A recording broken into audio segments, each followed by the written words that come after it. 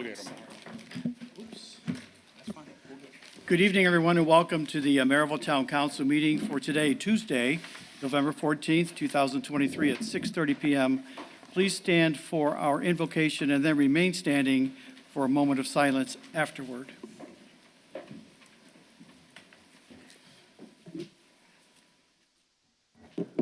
Let us bow our heads in a word of prayer. Father, we thank you for our town officials and those who you've appointed for the betterment of this town. We ask that you continue to keep your blessings upon our president, upon our chief, upon the police officers, council persons, and all those that are involved, even our judge. We thank you, Lord, for the success of the dialogue and for the business taken care of.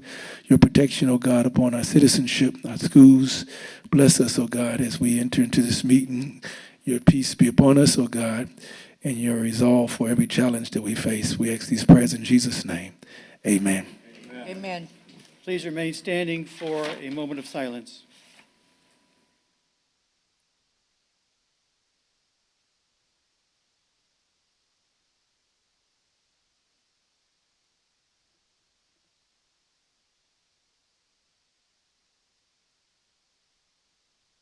Do we have any veterans in the audience tonight?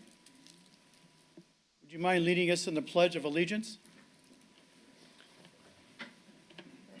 I pledge allegiance to the flag of the United States of America and to the republic for which it stands, one nation, under God, indivisible, with liberty and justice for all. Thank you.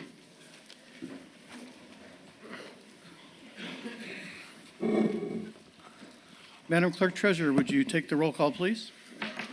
Certainly. Councilwoman Neal. Here. Councilman Hardaway. Here. Councilman Minchuk. Right here. Councilwoman Uzelak. Here. Councilman Pettit. Here. Councilman White. Absent. And Councilman Bella. President Bella. Here, thank you. 6 present. Councilman White did call the admin office today and mentioned he was not feeling well, and that's why he's absent tonight.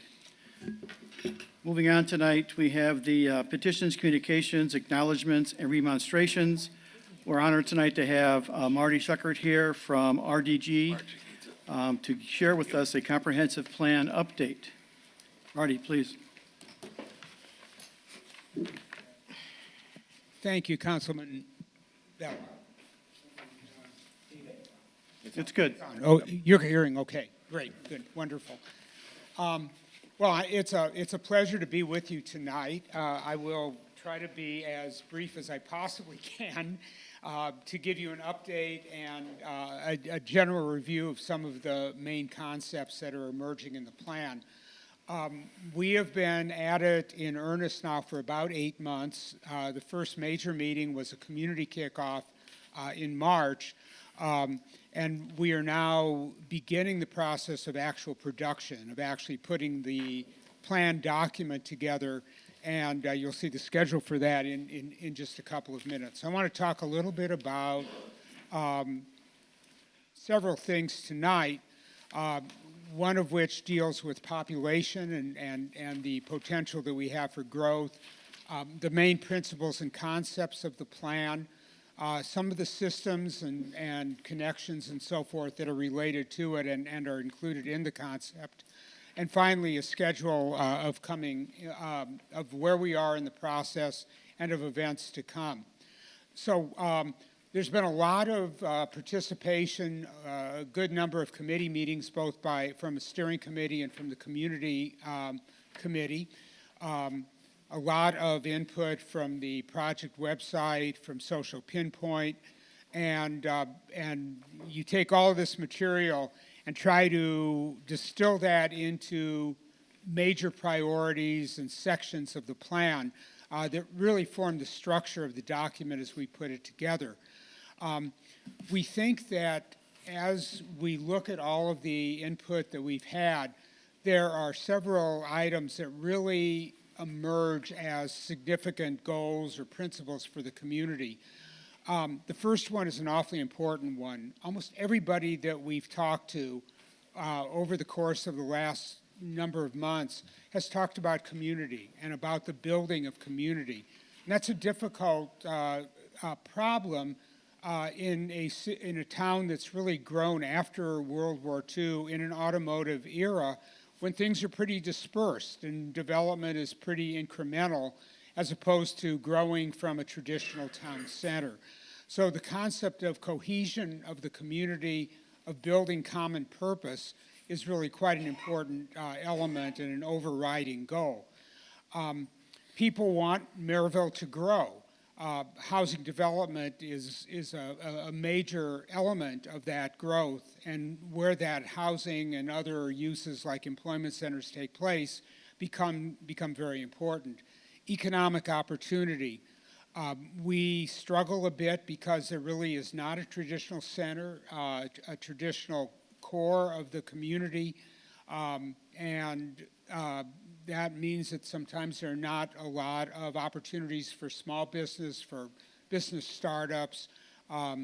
So economic opportunity, job creation with both large and small enterprises is a significant factor. Connectedness, very important element, because in a lot of ways we have our connection is on the traditional urban grid, of the traditional section line grid, but neighborhoods don't connect well together.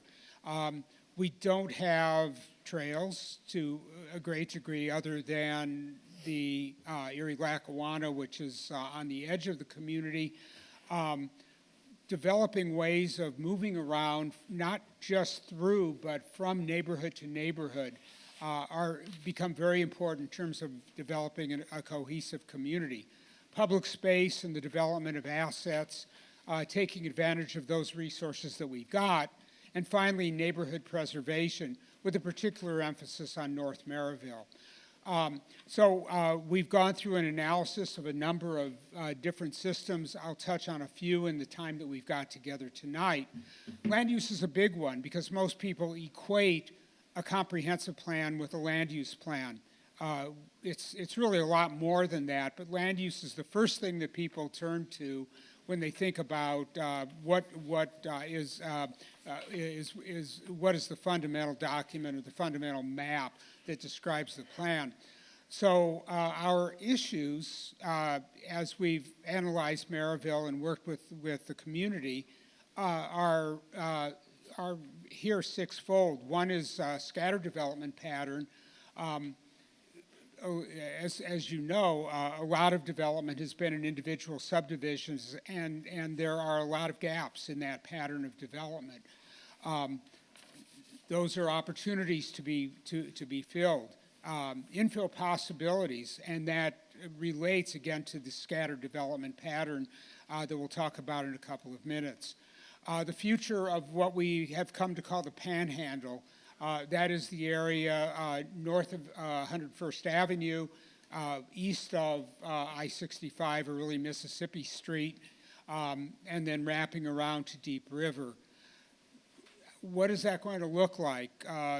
There's a large amount of rural development in that area, and people who have purchased houses in areas that are very low density don't necessarily like the city to come follow, don't like the urban development of the town to come in their direction. So that interface becomes a significant issue that we are grappling with in the plan. The lack of a center, an issue that's come up very often in most of our community discussions, and how we can identify, both in the long term and the short term, a community commons, a space that belongs to everybody. The barriers created by our crossing highways, Highway 30 and Interstate 65, and finally, underused and underused sites, sometimes obsolete development patterns, shopping centers with gigantic parking lots that don't need them, for example, are significant opportunities, but they're also significant issues. So on the left, you see the existing land use distribution with the big blob of red in the middle. Red is a commercial category, is the Highway 30 corridor, with Interstate 65 right here, Broadway, Taft, and Merrillville Road, the major cross elements of that. And the other map really helps to drive home the concept of a scattered pattern. That shows the ground cover, the amount of coverage that we have in various areas of the community. Transportation is another big structuring element of the plan.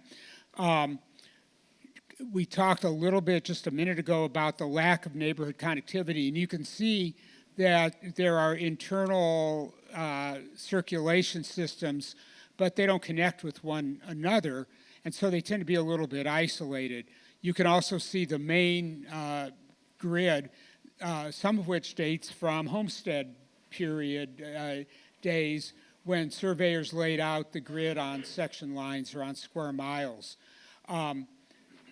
Lack of secondary routes, so streets like 91st Avenue or 89th Avenue do not connect with each other, and they're fragmented, so you can't really get from one side to the other on those secondary streets, and therefore are directed toward either Highway 30 or 93rd Avenue south of 30, and to the north we basically have 73rd Avenue and 61st Street, and again, that's about it. The barriers that we talked about a minute ago, really determined by Highway 30 and Interstate 65. The lack of transportation choices. So we have the C&O Trail, which is going to be an important resource for Merrillville, but we don't have easy ways to walk or to ride a bike to features like the library, or ways in which we can get across some of the barriers or achieve access to major destinations. Parks. We are not exactly rich in parks in Merrillville, that we have relatively small parks scattered around, but not really a system of local municipal parks. We have the deep water features, which are county parks to the east. We have the prairie to the west, but our major open space resource is a township park, Hidden Lake.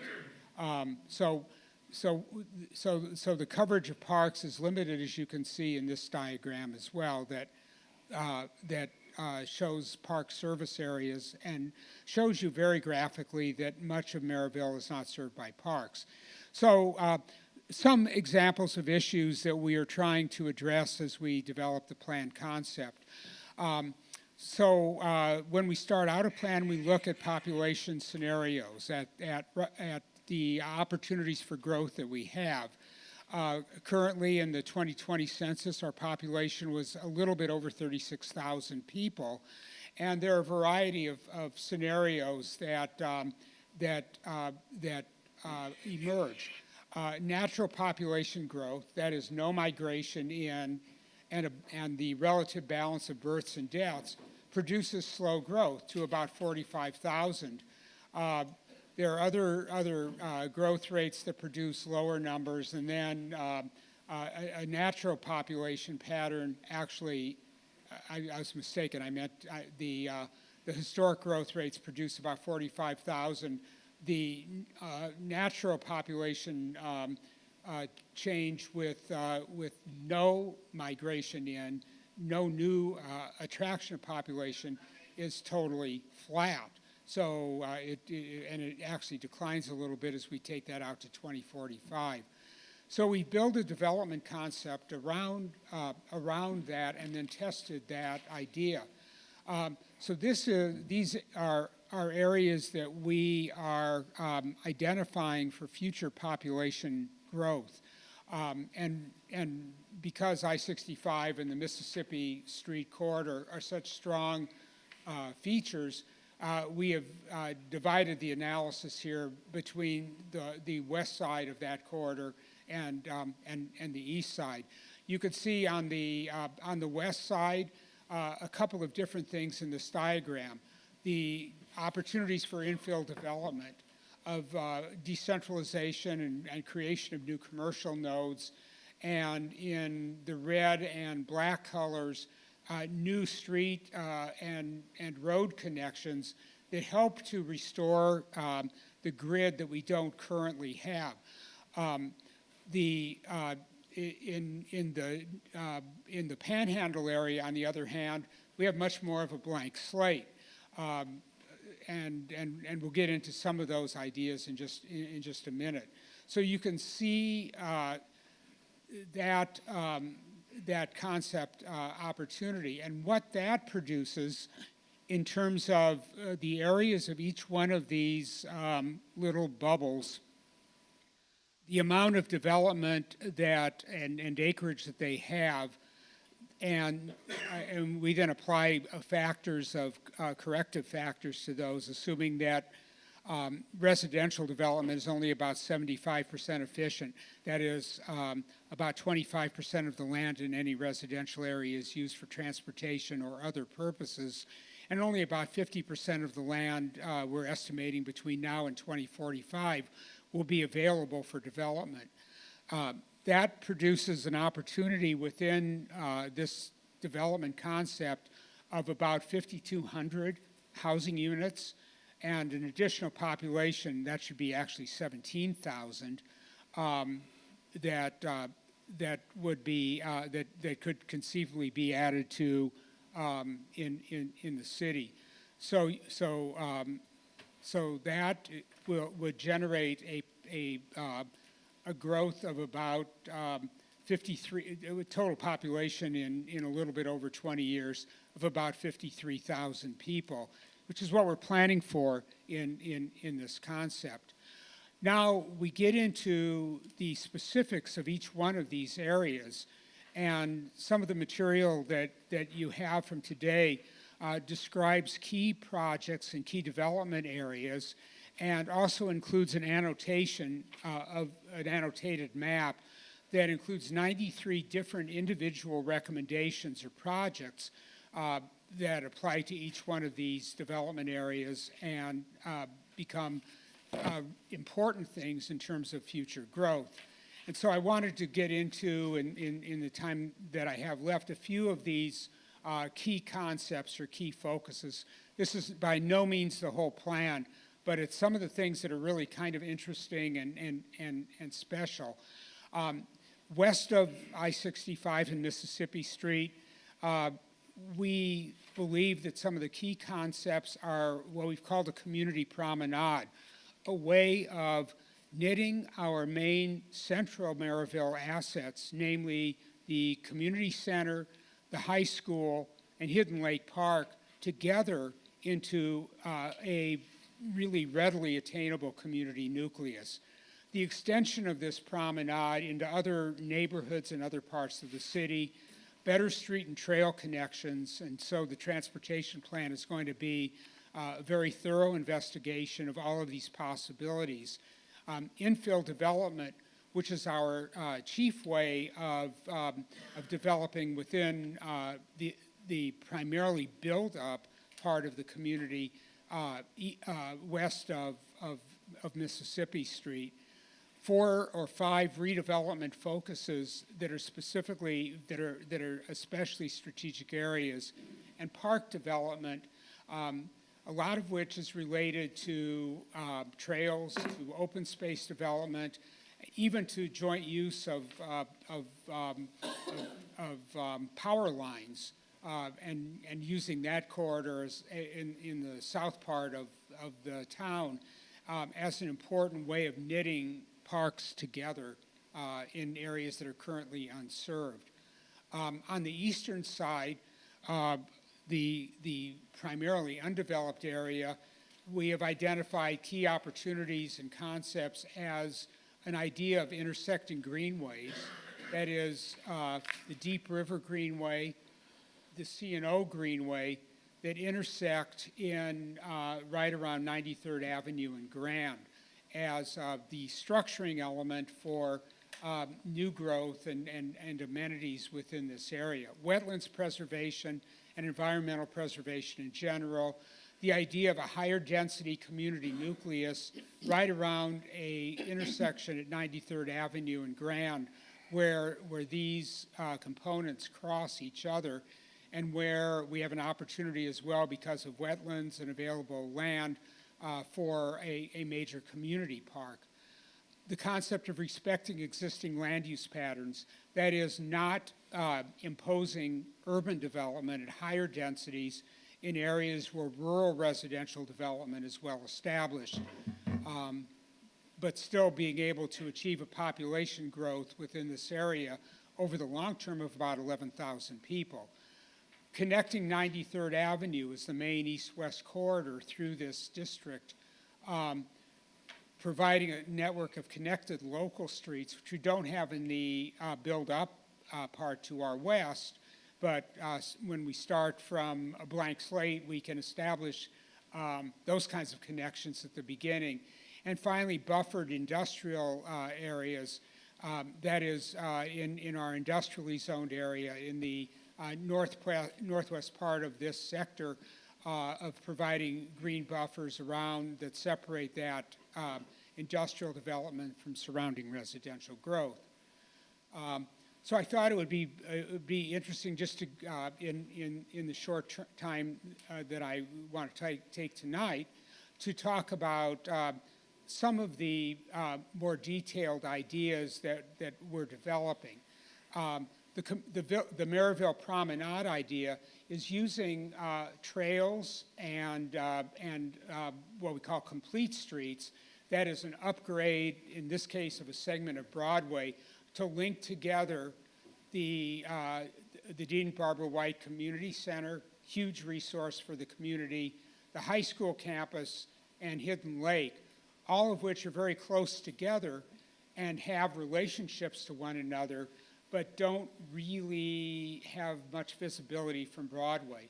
So the concept here is to link these together with trails and with various kinds of development possibilities, and as part of that process, to upgrade the segment of Broadway starting between 61st Avenue and 68th Place on the south edge, and then extending into other areas as well. You'll see as well a continuation of that idea of this linkage of these three major resources to Filer School, and then to a redevelopment project that would be at the Crossroads Plaza site at 61st and Broadway. So some examples of ideas. This is Broadway south of the community center to 68th.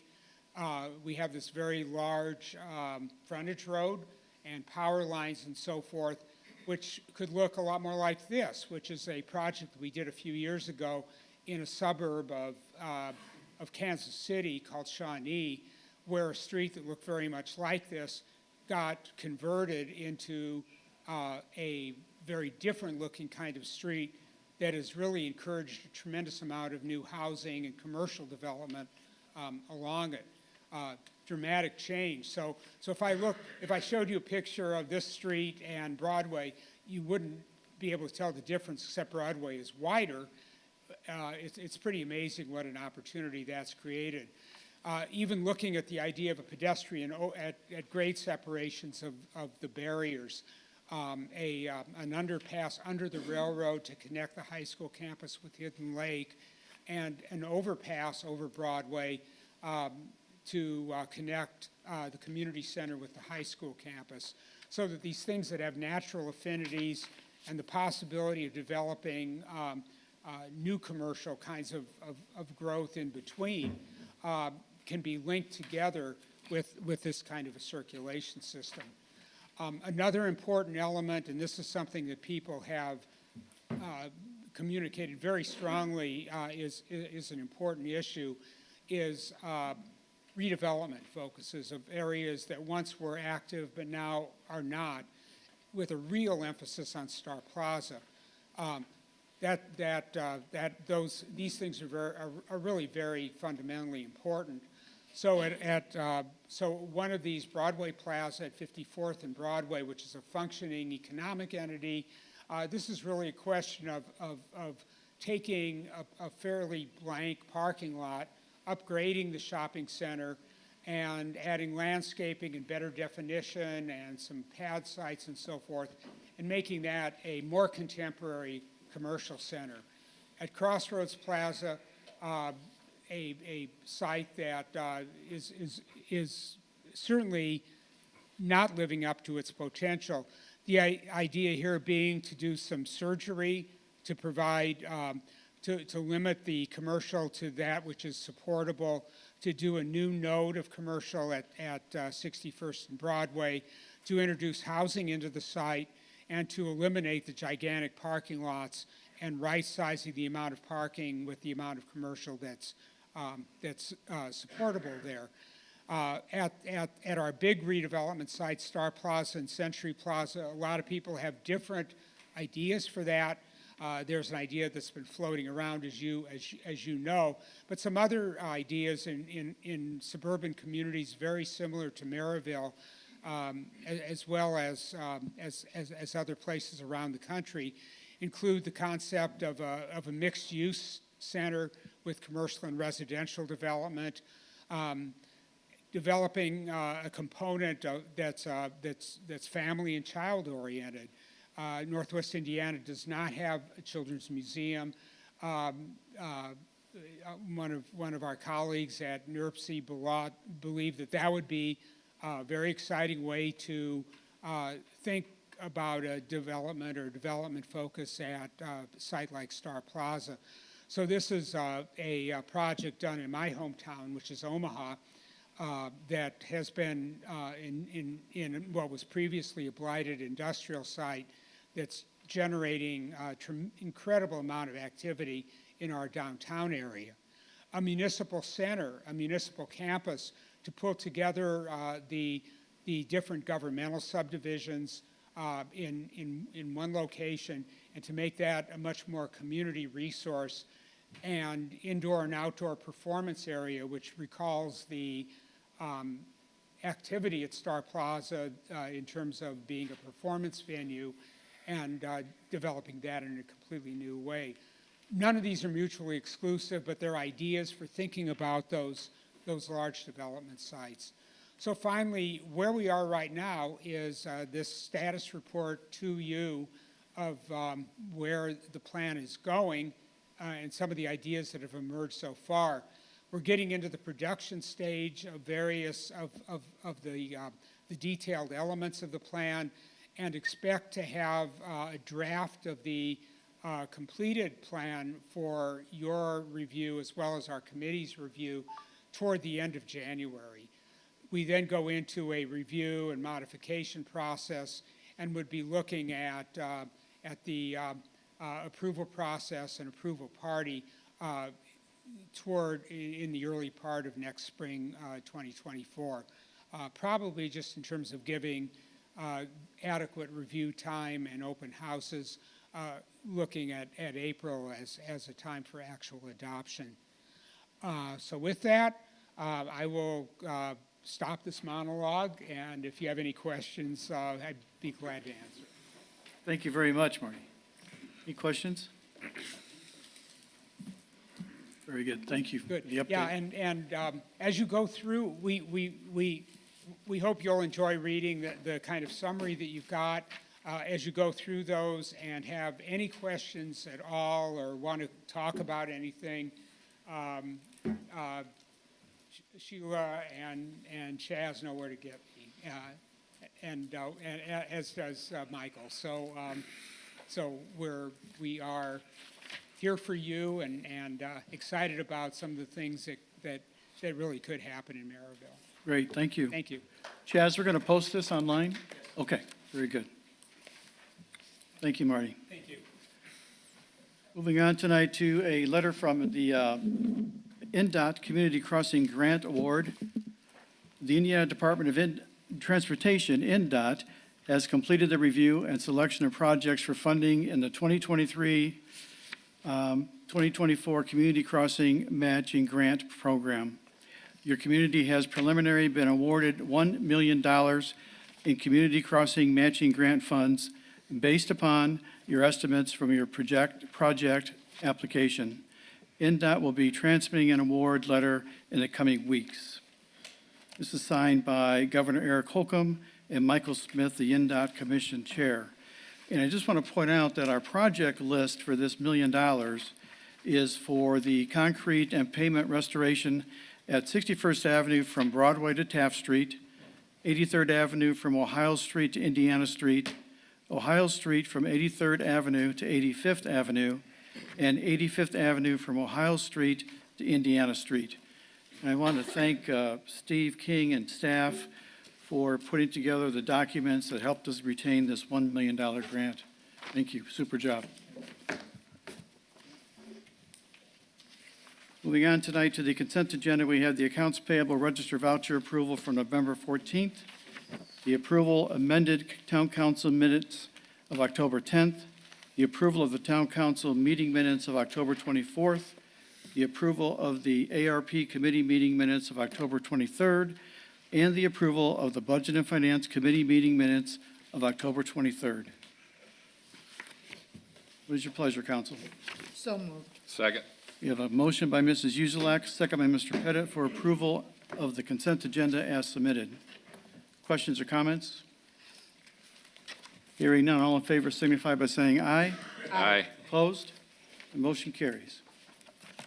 Moving on tonight to standing and special committee reports, Budget and Finance, Mr. Hardaway. No report. Council Affairs, Mr. Pettit. No report. Street Department, Mr. Minchuk. Just very briefly, I know the leaf collection is still ongoing. I know they just been through Turkey Creek this last week, so I'm assuming phase two will be coming pretty soon. Once they are done with their phase two, we'll sit down and reevaluate to see if there's an extra collection that needs to be done or not. Going from there, as we all know, cold weather's coming, so start taking precautions for our snow plows. Once they come out, they need the room on the street, so let's keep our cars in the driveways. And other than that, we already read the letter for the Community Crossings Grant, which is great work by Steve. Thank you very much. And that is all I have at this time. I have one thing. Mr. President, we've got, I think we had like 20, we ordered 21 sets of speed bumps earlier. And I'd like to propose that we order 42 more sets of speed bumps including installation not to exceed $250,000. That's my motion. Second. We have a motion by Mr. Hardaway, second by Mr. Pettit, to purchase 42 sets of speed humps, including installation, not to exceed $250,000, Yes. right? And this will be paid for out of ARP funding? Yes. Very good. Questions or comments on the motion? Hearing none, all in favor signify by saying aye. Aye. Opposed? Motion carries, Mr. Hardaway. That's all I got. Elections, public relations, and town beautification. Thank you, Mrs. Neal, I'm sorry. Thank you, Mr. President.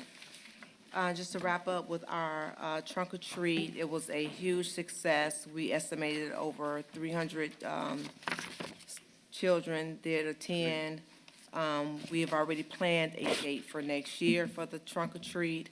And also, we've already had a lot of people to call and wanting to know how can they participate in the trunk or treat next year. So we're getting a great head start on start planning for it now for next year. We also have our Christmas tree lighting, which will be held December 1st at the Barbara and Dean Center, Dean and Barbara Community Center. It's held December 1st from 5:30 to 7:30. We do have the participation of the elementary schools in Merrillville. They're going to have a tree decorating contest. Santa Claus is going to be there. Hot chocolate is going to be given out. The staff has really been working really hard to make sure, and it's growing larger and larger. So every meeting we have, it's getting larger and larger. So we're just making sure that we do have enough volunteers to handle the crowd and everything that's going to come in for that. In addition to that, we have the Town of Merrillville Holiday Home Decorating Contest. All this information that you can find on the Merrillville Town page. There's an application link on there. Application deadline is going to be December the 8th, and the judging is going to be December 11th through the 20th, and there are going to be cash prizes, first, second, and third prizes. So we're asking that your lights are on every day between 6 and 9 once you submit your application, because people will be coming around to take a look at the houses for the judging. So those applications were put out, I believe, today, if I'm not mistaken. They're on the website. And I want to give an update on the town slogan. We have probably about 40 submissions for our town slogan. We're running it all the way through the month of December, so that will be updated in January. We'll start to go through the process of picking the town slogan. We put out some more updates about it, so please tell your family and friends, if you guys have not already, put a submission in for our new town slogan. Great. That's it. Mr. President, one quick thing I will share with my friend Mr. Minchuk, because you all know I'm an Andrean guy, and Jeff is very much a Merrillville Pirate, as is Mrs. Neal. Congratulations to the Merrillville football team. They're going to semi-state in Fort Wayne after beating their arch-rival Valparaiso on a late goal line stand, I was told, Jeff. Very impressive for the football team. So kudos to them. I don't know, Jeff, if we want to give them a send-off, Chief, as they leave for Fort Wayne Friday night. Sure. Good luck, idea. Jeff. Thank you.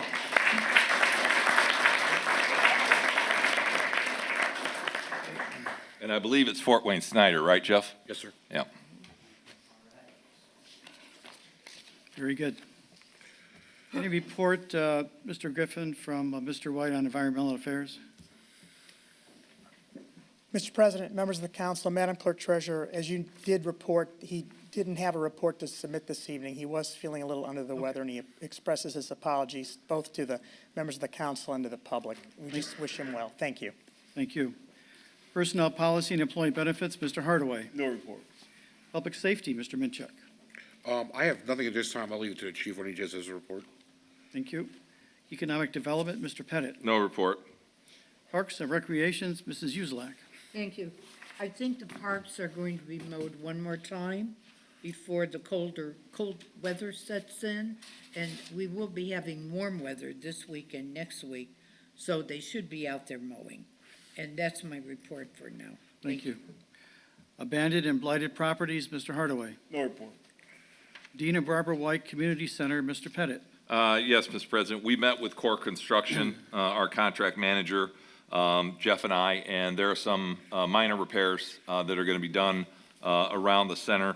One of the big things that they're going to be looking into is, and Jeff helped me with this, Circle R, the mechanical, is going to be looking at rooftop units for, did they call them diffusers, Jeff? To help with the heating and trying to lower our NIPSCO bills at the center. So we'll give you an update. The committee will meet once Torrance has information on that. I know Mr. Neal has been working with Torrance as well on trying to get those bills in line. Mr. Griffin, I know you met with Torrance as well on the operation, correct? Yes, we did, Mr. President. Excuse me. Mr. President, members of the council, Madam Clerk Treasurer, Councilor Pettit, I did meet with them on that matter. Thank you. Anything else? That's all. Thank you. Special projects, Mr. Hardaway. The Diversity, Equity, and Inclusion Committee have met twice. October the 19th, they met to discuss the purpose of the committee. They watched a PowerPoint DEI and then completed a short survey. The committee was assigned their first task of distributing the culture and climate survey to the staff in their department. Then on November the 3rd, the committee met and discussed an article titled Understanding DEI Initiatives. The committee broke into small groups to discuss what was most valuable in their assigned sections of the article, and the next meeting will be held Friday, November the 17th, 2023. That's it. Thank you. Mr. Hardaway, why don't you keep the floor and update us on the Northern Indiana Regional Planning Commission, known as NERPC. No report. Okay. Stormwater Management Resources, our director is Matt Lake. Yeah, really quick. Our project at Taney Ditch / Kaiser Ditch lateral is essentially done. All the boxes are installed, box culverts. NIPSCO moved all their gas lines. All that's left is a little curb work and a little riprap, and that'll be finished. We've got a couple other project updates here. The lift station conversion, southeast corner of Connecticut Street and 69th Avenue. The school board did sign, and we recorded an easement with them. So I want to thank them for allowing us to do the project with regards to that. We received bids too, and they're under advisement. The amount is over $100,000 under engineer's estimate, which is good to see at this day and age when prices are high on everything. Our project at 97 Grant Street, is essentially done in terms of the plans and specs, but we are submitting an application. We already submitted an application to locale for 50% of the construction costs. Hopefully that goes through, and that'll help defray the cost of that project. We're working right now at 68th and Adams Street, doing some drainage work along the road there. And Homer Tree Service was low bid for Turkey Creek Phase 2 for the rest tree removal. We got a pre-con on Friday, and so they'll get started right away. Their deadline's the end of December, so they'll be moving pretty quickly through there. Thank you, Matt. Fire Territory Board, Mr. Minchuk and Mrs. Neal. Yes, we met last week. We went through quite a few items. They are trying to update a lot of their equipment that they have at the fire department, of course, because it's tools they constantly use. They're in joint cooperation with the city of Crown Point, the fire department from Crown Point, and the fire department from Merrillville are building this training center. It's getting close to completion. Once they complete it, they're going to let us know and have that kind of a grand opening kind of thing, know about the council. One of the other not problem areas, but one of the other large upgrade they're going to have to do to their equipment is their portable radios, similar to what the PD had to do. They had to upgrade to these newer radios, and they're just not cheap. So it's going to be a large sum. They're okay for right now, but they're trying to get ahead of the game by getting that money ahead of time, so they're ready for it, and it's not a big shock when it comes to them. So at this time, I'd like to go ahead and make a motion that we give $250,000 out of ARP towards the purchase of those radios. Second. We have a motion by Mr. Minchuk, second by Mr. Hardaway, to award $250,000 to the fire department to be used to replace their radios. Questions or comments from the council? Jeff, what's an individual radio run?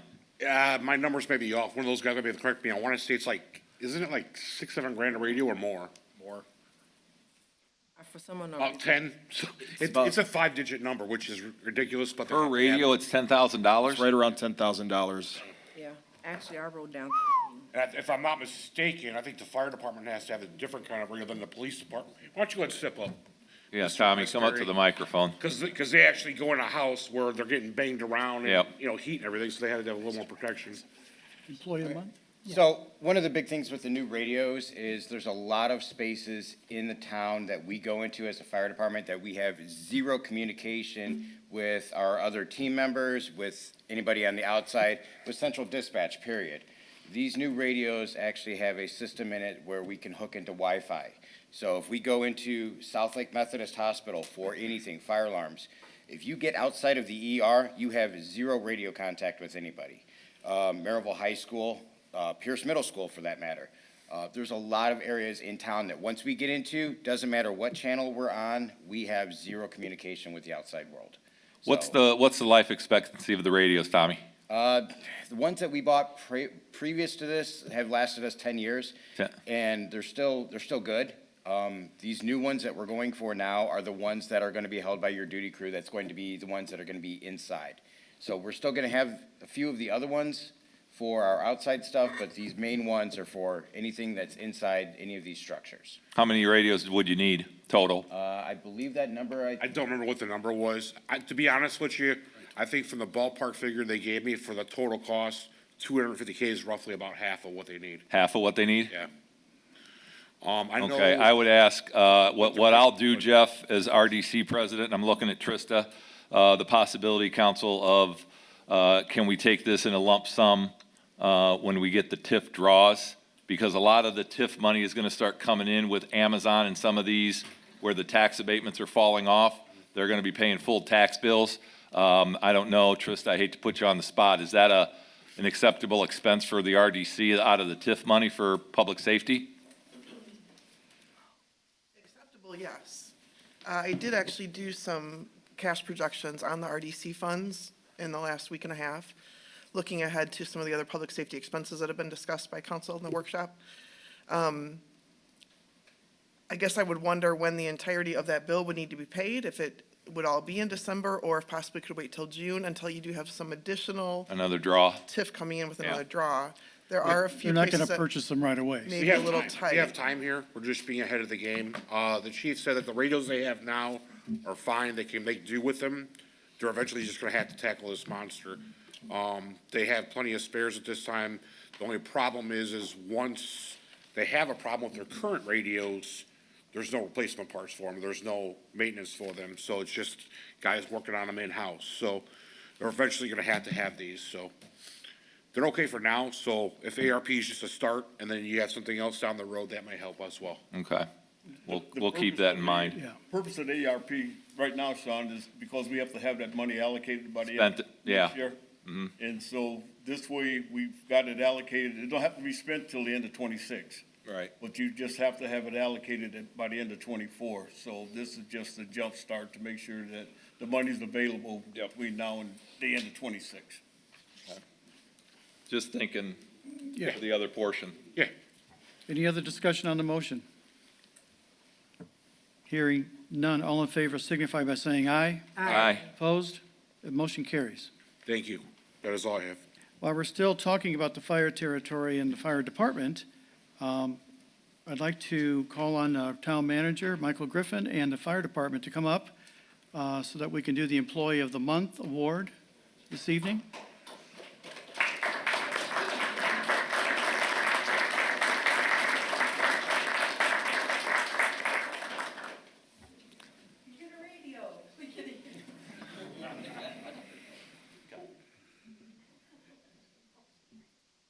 Mr. President, members of the council, Madam Clerk Treasurer, senior staff members, members of the audience, people that we're serving here in Merrillville, hello. I apologize to you. I have only been 6 weeks your interim town manager, and if you've discovered that I'm human, here's another evidence of that this evening. Our agenda should have included the recognition of this Employee of the Month, and it was omitted from there. So I assure you that this person will get a certificate that says all the very cool stuff it needs to say about this person, as well as giving them the gift that is the tradition and the authority that the council has given us to do that for them. But even without the certificate, Mr. President, members of the council, Madam Clerk Treasurer, I am confident that your zeal for celebrating this worker will be unabated. Yes. Firefighter Captain Westbury, we're going to recognize firefighter, I think EMT as well, is that correct? Firefighter EMT, Mr. Jersak. I am reminded of a quote from Mark Twain, who was asked to define what courage was. And that's really applicable to firefighters. We celebrate them. They have to talk about the high technology and finding resources to get radios that work consistently in the new age that we're in, that help us to do some of our most impressive work, but our scariest work. I have a daughter who's 14. If she told me she wanted to be a firefighter, I would at once be super proud and I would panic, because they actually do some very brave things at personal risk for us.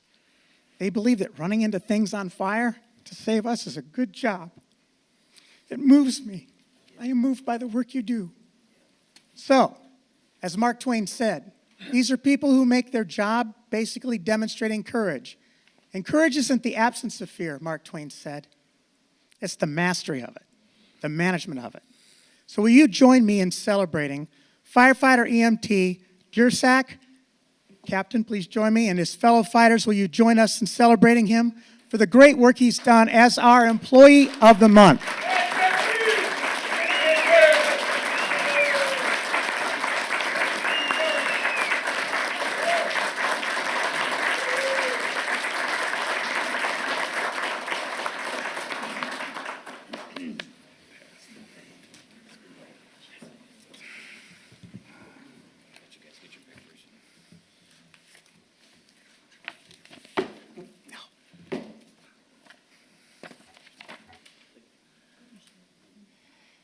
Congratulations, thank you.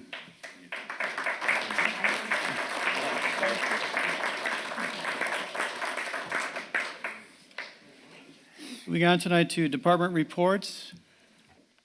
Police Chief Costa Nuces. Thank you, Mr. President. Of course, one of the things that I just wanted to address to everybody, we know that Broadway's closed, it's going to be closed for a little while. Just urging everybody to be patient.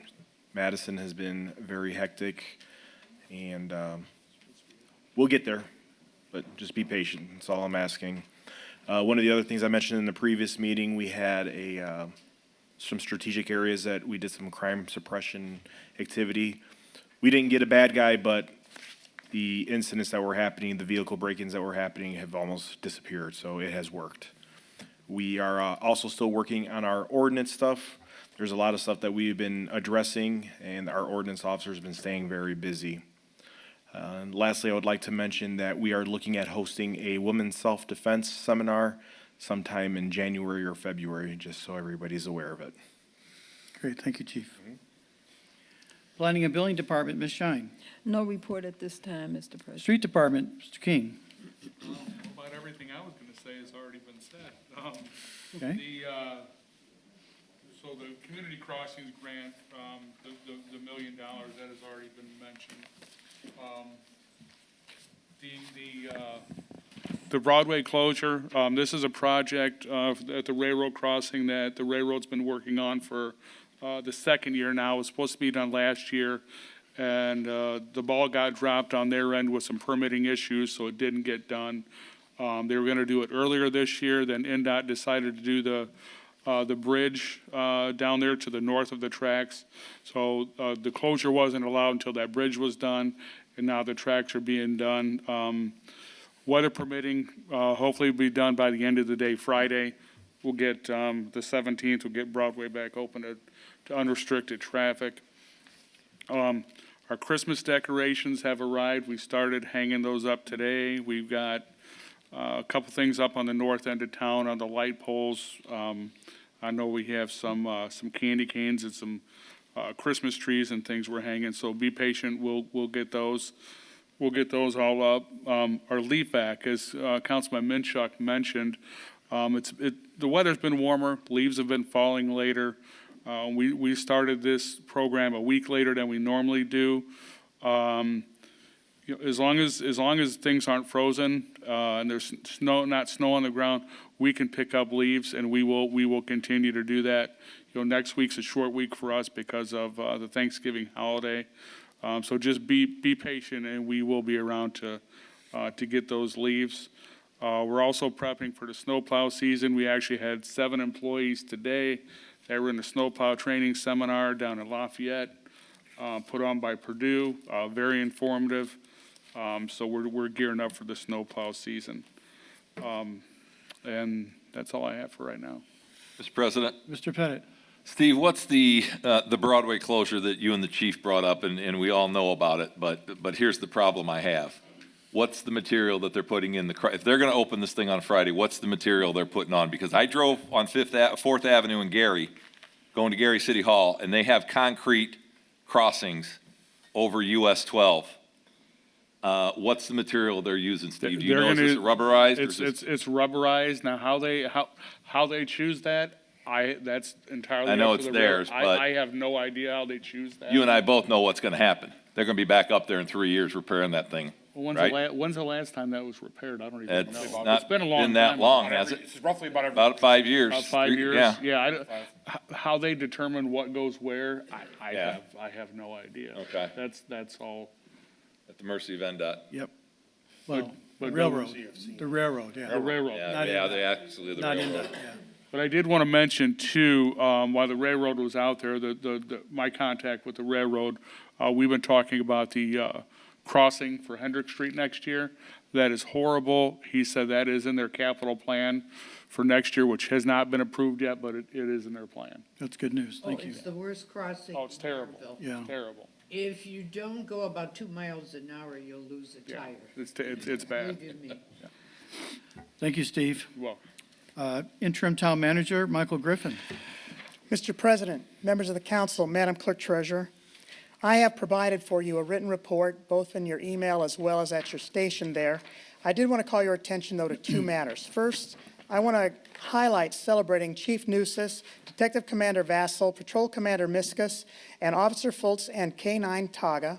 They did an outstanding job at our second ever Merrillville Town Talk. It was a great presentation. I was very proud to watch our department leadership present about tactical police work, but also about the resources that are needed. And I'm very proud of the chief that he took one for the team, put on a uniform, put on a suit for biting that didn't really fit, and allowed Taga to demonstrate how powerful a dog Taga is, and took him down, which is no small feat. So I wanted to celebrate them before the council. They did an excellent job for the town. And finally, tomorrow we're going to have at our department meeting the first training, which is sort of phase one. We've been working on developing a capital assets policy. We're going to start developing implementation of that on the reporting side. John Peterson, who assists the Office of the Clerk Treasurer in the town of Merrillville in our update and reporting of our capital assets, will be having a training, and a new form is going to be distributed to the department heads because I know they were eager for new work. Great. And it's going to help us keep track of that so that they'll be reporting to the Clerk Treasurer's office with copies to ours, we hope. That will include new assets, disposed assets, and even the months in which no changes in that, so that we can make sure that we're readily keeping up our capital asset catalog, which is important. Unless there's any questions of me, Mr. President, from the council or Madam Clerk Treasurer and you, I would be very pleased to be seated. Thank you, Michael. Thank you. I will add that the takedown by the dog of the police chief took approximately 3 seconds. I got some great photos of it. It's pretty fast. But thanks for doing it, Chief. Moving on tonight to general orders, we do have a proof of publication item. It's in your packets. It's an official ad proof. Is this total amount actually $17.14? Mr. President, with your leave, members of the council, Madam Clerk Treasurer, we felt that you should have the proof in your packet. We hope that the attorney can review it very quickly. We'll give him more notice in the future. Tonight, you have scheduled on your agenda a public hearing, and it's important that the attorney remind the council that we've complied with all the legal requirements in advance of this to hold the hearing this evening, and that proof would evidence that. The $17 actually is the price of the proof. It is not for the money that you're going to be considering to spend. I thank the council. I think that amounts $40,000, Mr. That is correct. Thank you. Or 40, you're going to, one case, you're going to, Mr. President, in one case, you're going to hopefully give approval to spend $40,000, and the other, you're going to have a hearing on considering spending 43, I think, 395. I hope you. I'm close. I'm going to ask Madam Clerk Treasurer to read it for the record, please. And yes, it's very small. You want me to read the notice? Yeah. Okay. Notice of additional appropriations, ordinance 2320, notice is hereby given to the taxpayers of the town of Merrillville, Lake County, Indiana, that the proper legal officers will consider the following additional appropriation in excess of the budget of the current year during the regular Merrillville Town Council meeting at the Merrillville Town Complex, 7820 Broadway, Merrillville, Indiana, at 6:30 p.m. on Tuesday, November 28th, 2023. In the amount in the CD Fund 4402, in the amount of $40,000. Taxpayers appearing at such meetings shall have the right to be heard thereon. The additional appropriation that will be made will be referred to the Department of Local Government Finance. The department will make a written determination as to the sufficiency of funds to support the additional appropriations made within 15 days of receipt of action taken. Kelly White Gibson, Clerk Treasurer, November 14, 2023. Thank you, Kelly. Is there any public comment in reference to this item? The proof of publication, though, Mr. President, has been reviewed as in proper form, so. Thank you. Ready to proceed. Very good. I'll entertain a motion from the council. So moved. Second. Motion by Mrs. Uselak with a second by Mr. Pettit for approval. Open for discussion. Seeing none, Madam Clerk Treasurer, roll call, please. Councilwoman Neal, Yes. Councilman Hardaway, Yeah. Councilman Minchuk, Yes. Councilwoman Uzelak, Yes. Councilman Pettit, Yes. and President Bella. Yes. 6 in favor. 6 in favor, motion carries. Thank you. Moving on tonight to Ordinances, first reading ordinances, we have ordinance 23-20. It's an ordinance of the town of Merrillville, authorizing additional appropriations in the 2023 budget. So moved. Second. We have a motion by Mr. Pettit, second by Mrs. Uselak. And Mr. Svetnoff, is this the companion ordinance for that? It is. Okay. Any questions or comments on the motion? This actually puts the $40,000 into the CCD fund. Trista? You should have at your chair today an amended ordinance 2320. I believe that accidentally Ms. Rosas We gave do. you and the wrong it's- piece of paper. Right, it's for the CCD fund, right? Yes, and the reason it is amended is at the top paragraph, I had failed to adjust. The original one said town donation. Obviously, this is all related to the CCD fund. The reason it is before you today, as you see the ordinance number 20 is slightly older, is that after you had considered this as council and voted at your second reading in the summertime,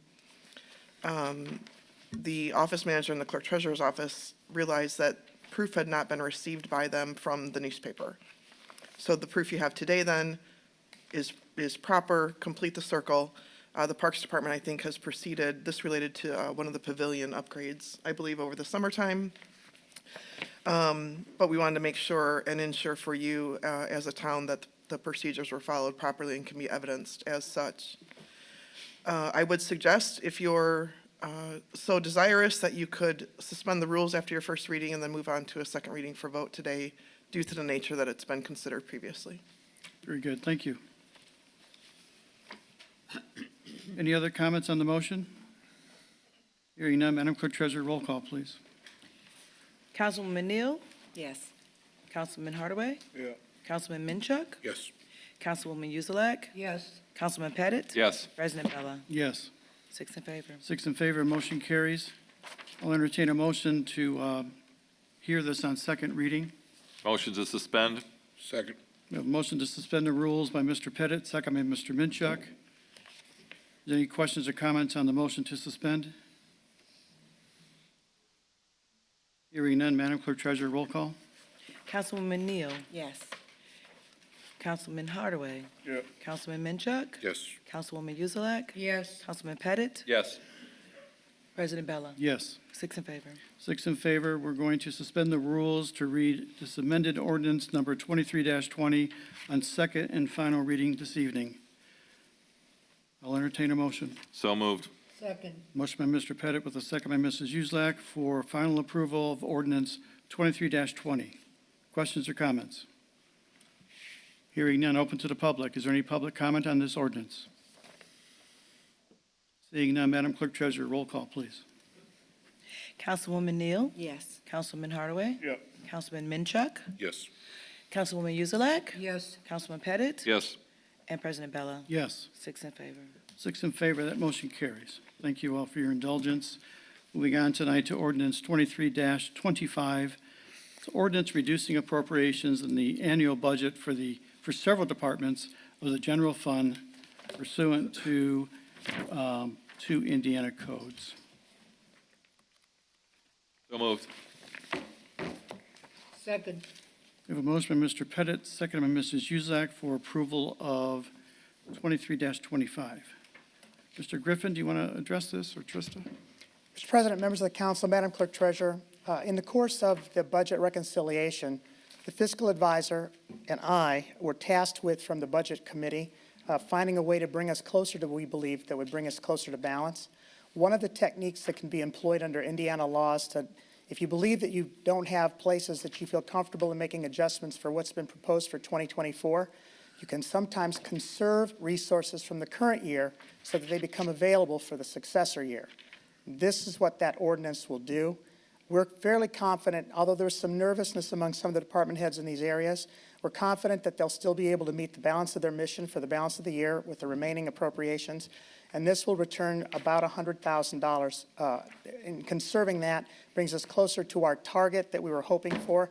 Our ideal goal would have been to get to 12 million, but this gets us close to about 12.2 million. And we feel that that's going to be very easily, let me say it differently, we feel very confident that our revenues will meet or exceed that number. But we do ask that the council do this. We feel it's a prudent move, and it does essentially make these resources available to support the existing budget that you've already passed. We will report this at the time of the 1782 notice as well, so the DLGF will take that into account in any final order that they present to the town. Thank you, Michael. Thank you, Mr. President.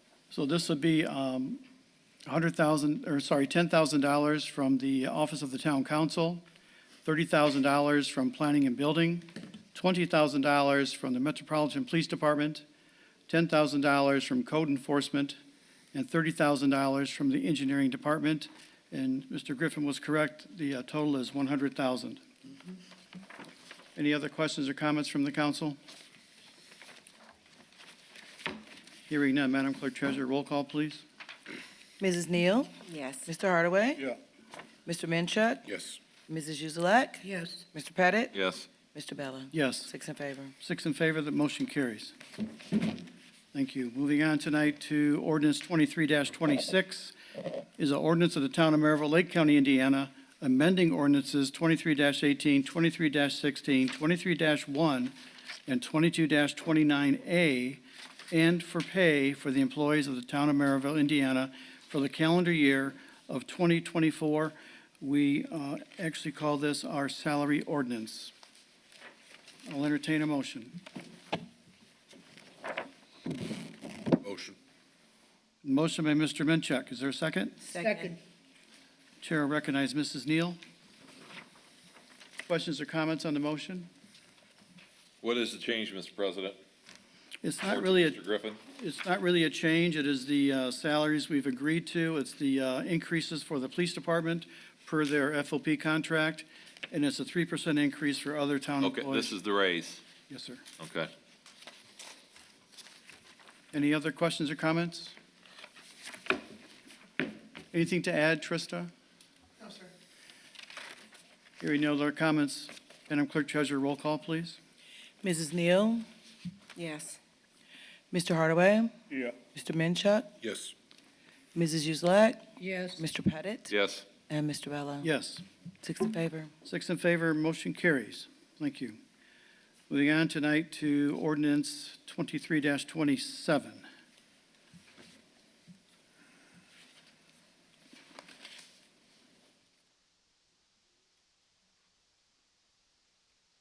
Mr. Lake, do you want to discuss this ordinance while I look for it? Yeah, this is basically an update to our existing ordinance 10-22, which is essentially technical requirements for civil design with regards to stormwater regulations, also compliance with IDM MS4 general permits and the IDM construction stormwater general permit.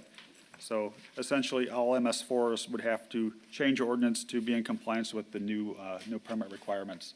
So that's all this is. We went through it with Christopher Burke Engineering and Robinson Engineering, and everything is in order for us to be in compliance as we pass this. Thank you, Matt. So specifically, the purpose of the ordinance is to provide for the health, safety, and general welfare of the citizens of the town of Merrillville through the regulation of stormwater and non-stormwater discharges to the storm drainage system, and to protect, conserve, and promote the coordinated development of land and water resources within the town of Merrillville. This ordinance establishes methods for managing the quantity and quality of stormwater entering the stormwater drainage system in order to comply with state and federal requirements. I'll entertain a motion for approval. Motion. Second. Motion by Mr. Minchuk, second by Mrs. Neal. Questions or comments from the council? Mr. President, Matt, on the cover page, I noticed that you have Rick as council president signing this and Marge as plan commission president. Should this be presented to the plan commission as well? Or is this going to be implemented with Sheila as the staff as you guys meet with developers and giving them Correct. this new ordinance? Correct, the second thing you mentioned, yeah. So we don't need their permission to pass this. It's just like ordinance for the council. They're affected based on the fact that we're, again, the regulations that we impose on developers for new development. Again, a lot of that is just compliance with the, existing regulations that were recently passed. All right. Mr. President, to Sheila, I would recommend that all 7 of us on the Plan Commission get a copy of this. As we know, we have 1 or 2 diligent members, citizen members on the Yeah, Plan sure. Commission that look at Yeah. drainage when we have projects. So just to keep them in the loop, Matt, I think we need to get it to the Plan Commission members upon adoption. Sure. But again, these are only technical changes, correct? Right. Correct, yeah. There was, But you know we have a technical member there, Joe. Well, no, I know, but it's in compliance with Indiana code and federal law. correct, Yeah. correct, yeah. And it's just tweaking the existing ordinance that we already have in place, which is like very similar to this. Thank you. Any other discussion from the council? Hearing none, Madam Clerk Treasurer, roll call, please. Mrs. Neal? Yes. Mr. Hardaway? Yep. Mr. Minchuk? Yes. Mrs. Uzelak? Yes, Mr. Pettit? Yes. Mr. Bella? Yes. 6 in favor. 6 in favor, that motion carries. Moving on tonight to Resolution 23-43. It's a resolution of the Town of Merrillville, Lake County, Indiana, transferring monies within the 2023 general budget within the general fund.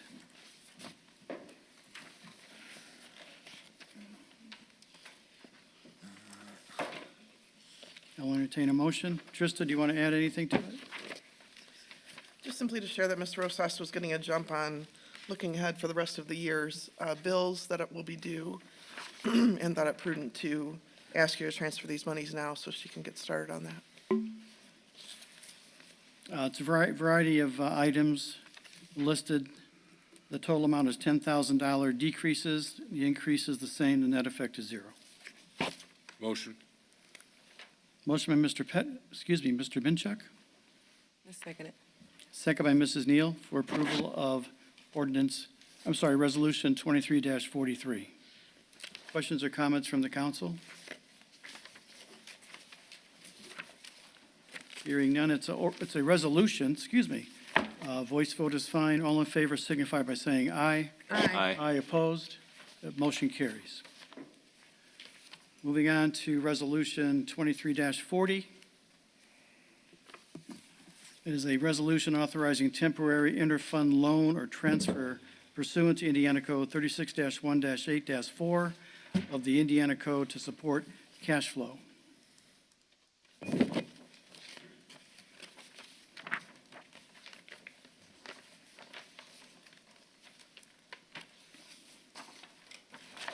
I'll entertain a motion from the council. I know we have a huge packet tonight, guys. So moved. second. We have a motion by Mr. Pettit with a second by Mrs. Uselak for approval of Resolution 23-40. Questions or comments? Hearing none, all in favor signify by saying aye. Aye. Aye. Opposed? The motion carries. Thank you, Kelly. Just backing up here. Leave them right there. I'll get them. Moving on to Resolution 23-41. It's a resolution authorizing execution of an employment agreement with Michael Griffin for the position of interim town manager. Motion to approve. Second. We have a motion by Mr. Minchuk, second by Mrs. Uselak for approval of Resolution 23-41. This pretty much puts into writing everything we agreed to when we interviewed Mr. Griffin for the position and actually offered him the job. It has been approved, reviewed and approved as well by legal. Yep. Any questions or comments from the council? Couple of mistakes. The second whereas Michael W. Griffin has indicated her intentions to serve as the Merrillville interim town manager. Mr. Hardaway, there was an updated version at our tables. I'm only going by what I got. I understand. That's all I can go by. Thank you. Go by what I got. And also on the back page, Kelly White Gibson, Gipson. Mr. President, members of the council, those are pointed out, and we did correct those. So the version that is before you, that'll, if you decide to pass it this evening, that you will enact, will be corrected for that. And I am very sensitive about the B and the P. I have a little post-it on my computer to correct it, because Madam Clerk Treasurer reminded me of that well before you, Counselor, but thank you. The official copy that's going to be signed and and filed is correct, is Yes. accurate, yes. Thank you, Mr. Hardaway. For the record, thank you. Any other questions or comments? Hearing none, all in favor signify by saying aye. Aye. Aye. Opposed? That motion carries. Moving on to Resolution 23-42. It is a resolution of the Town of Merrillville concerning the holiday schedule for the calendar year 2024. So moved. Second. Motion by Mrs. Uselak, second by Mr. Pettit. I do want to point out that there's 15 total paid holidays that our employees enjoy.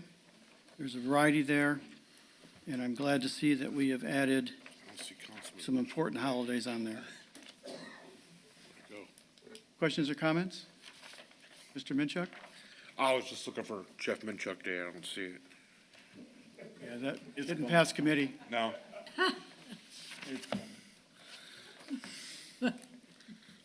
Hearing none, all in favor signify by saying aye, please. Aye. Aye. Opposed? The ayes have it. Moving on tonight to the American Rescue Plan, it's AP voucher register summary for purchases for November 14th, 2023. Mr. Hardaway. I'd like to make a motion that we approve the American Rescue voucher for $153,604.70. Second. Motion by Mr. Hardaway, second by Mr. Minchuk for approval of the ARP voucher. Questions or comments? Hearing and seeing none, all in favor signify by saying aye. Aye. Opposed?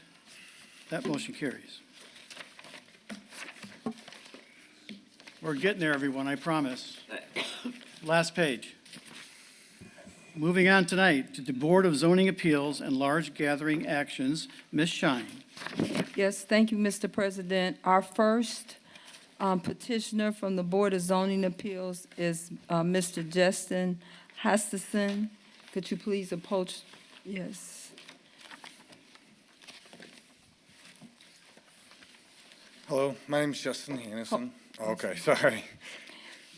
Justin Hutchison, Peachtree petitioner, Peachtree Partners owner. He's requesting a variance of use approval for a storage facility located at 2200 West 79th Place. Petitioner is seeking a variance of use from Section 21-136 to allow a storage facility to be located at 2200 West 79th Place to be known as Elite Storage. Petitioner would like to build 152 10-by-15 units, 38 10-by-20 units, and 41 10-by-18 units. Petitioner contends that operating a storage facility would not change the nature of the community. Petitioner would also have a business office located on the property. Petitioner is aware of the C3 Highway Commercial Zoning District Design Guidelines.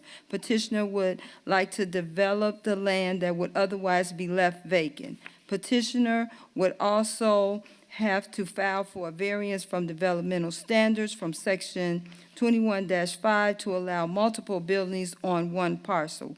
Petitioner was deferred on September 27, 2023, to bring more information regarding the project. Petitioner submitted a plat of survey and renderings with the brick on the front of the building that would face the street as requested.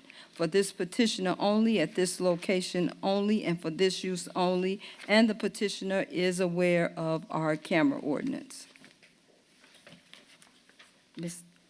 Well, my name is Justin Hannison. Thank you for allowing us to come in front of you, seeking the final approval for the storage facility. Our goal as a company is just to bring value, targeting this location specifically because it's already attracting. U-Haul in the front is already, they're running about 90% occupancy already. So us being right around the corner is going to just, if they're full, they're going to come right around the corner. So it's already attracting a large amount of storage facility customers. We do plan on doing one office for the facility, and then we'll have 4 other offices inside of it, basing other companies, bringing other companies to this community instead of the others, unless they're already based in Merrillville. But we do plan on putting 4 offices in there. We have 2 of them full, and we have 10 pre-rented units already from the other companies that we do own. We do plan on moving some of our infrastructure as far as the other companies that we do own, excavation, just secretaries and things like that, excavation, residential construction. We also own an investment company. I've been a local real estate agent in Northwest Indiana for 9 years, a top producer for Listing Leaders. So I just here requesting that we can add another asset to that portfolio this gentleman was talking about and, you know, bring some light on that little section of Grant and 79th. Pretty vacant zone right there. There's just a lot of trees, and with the other facility providing the customers for us, it's going to be a no-brainer to build and prosper in that area. Thank you, sir. Yes, sir. Sheila, were there any remonstrations? No, sir. There was none? Were the adjacent property owners notified? Yes, they were. How did we notify the folks at AHEPA? We notified them by certified mail, as we did everyone else. So each apartment would get a notice, or just No, goes to the it main only goes office? to or the where? owner. Goes to the owner? Yes, it only goes to the owner. Okay. Mr. President, Mr. Pettit? to Sheila, did we have a problem in the past with dump access? Do you recall that? Or maybe it was before you. Probably so, no. We used to have a problem with access in the back. If he's going to fill this in, I think it was one of the two buildings on US 30, the old mattress place. Okay. There was a problem where Vicky had to go out. There was some dumping. Okay, that must be in the past. Never mind. If I may comment on that, we did leave the road out of the back. We're just kind of trying to get with the fire department and state and local structure. Any requirements that they're going to ask us for, we're going to go ahead and connect, do anything. We left it kind of bland so they could add to it, but we're going to cooperate with state and local standards for sure. Do you have fencing on this? We haven't gotten the particulars on fencing, but yes, we do have an iron picket fence. We didn't know if it was going to require a vinyl fence or what, you know, we're just kind of looking for the advisement of the board for what they would like for us to have there, but we're willing to put anything there. The facility will be under 24-hour camera watch. It will be under PIN. You have to have your own PIN, to access the facility as well. So it's not just going to be some structure sitting there. We're going to make it the safest possible place, especially with the offices being there as well, to bring some enlightenment to that stretch of road there by the water tower. Do you have a lot of lights there? Yes, ma'am. We plan on putting them in between every single, in between all of the units. That's kind of on our first view conceptual drawing. When we got to speak with Ms. Sheila, we kind of did some swapping around. So we actually have no units facing the street. It's all the back of the buildings where we can add the brick facade to, you know, bring them up to a little bit. And the rest of it, we're kind of just leaning on the council for advice to what's going to bring it to the Merrillville code and, you know, standards for the community to actually bring value and not be an eyesore, which some, you know, they could be, or we can make them, you know, work for the community, and that's why we swapped the buildings around. We took the back one and put it towards the front so you couldn't actually see the units that are there. Mr. President, one other comment. We had I think Margie and Jeff, you guys can chime in. We had a lengthy discussion. Just so you know, sir, there are two other petitions behind you for PUDs for extra space storage. One is way out on US 30 out in the Panhandle. The other is US 30 near Lincoln Street. There's currently under construction a self-storage facility in the Broadfield area off of Georgia and 93rd.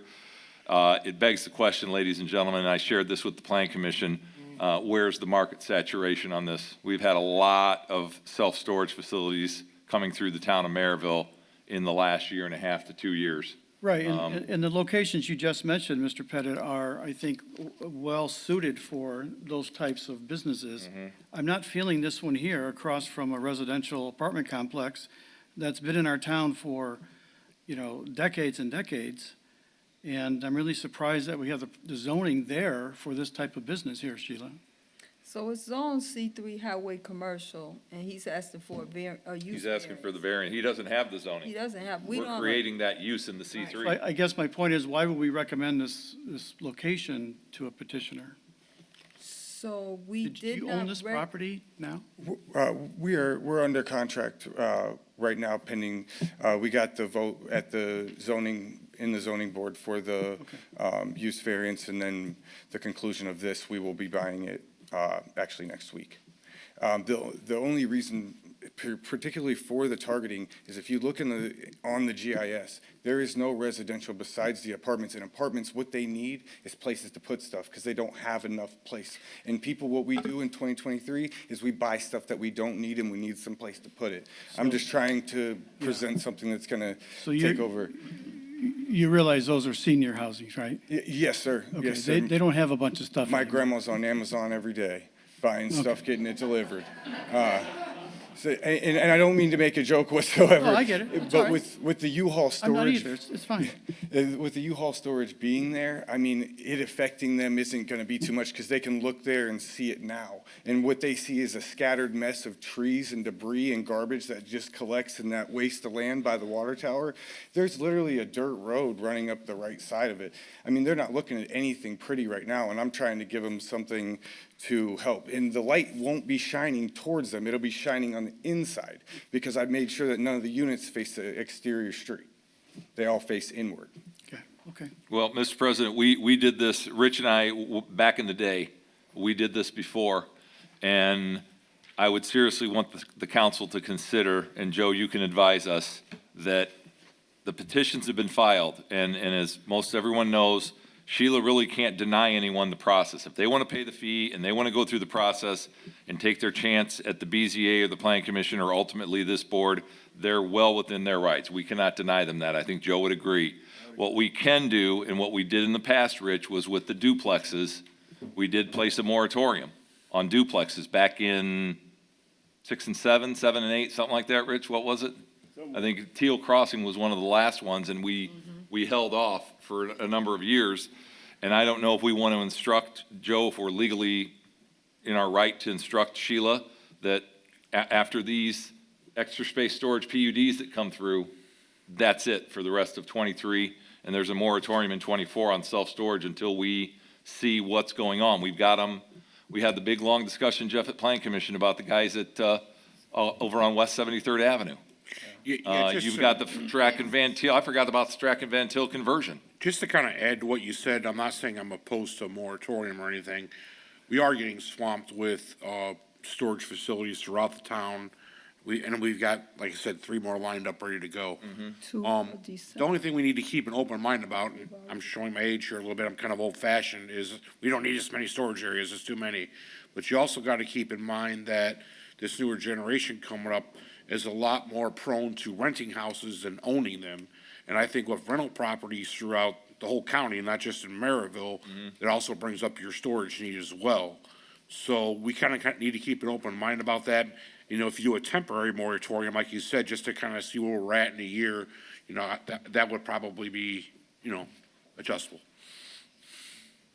Well, that's a question for the attorney. Can you do a temporary moratorium? We'll look at the legalities of it and we'll come back. Something to think about as we Yeah, I see mean, these something we need other, to toss around. as There's we no see these other petitions coming through. There's going to be others. Your competition's out there, sir. I Yes, just want sir. you to know. All-American storage, I'm I have well a aware. question too. Do you have security cameras going up Yes, ma'am, we will. on each unit? Or Yes, ma'am, on all corners and in the middle to catch any blind spots. Okay, very good. Any other questions or comments? Motion to approve. A motion by Mr. Hardaway, Second. second by Mr. Minchuk. Any other discussion?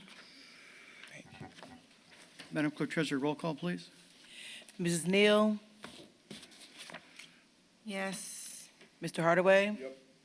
Mr. Minchuk? Yes. Mrs. Uzelak? Yes, Mr. Pettit? Yes. Mr. Bella? No. 5 in favor, 1 opposed. 5-1, the motion carries. Thank you, sir.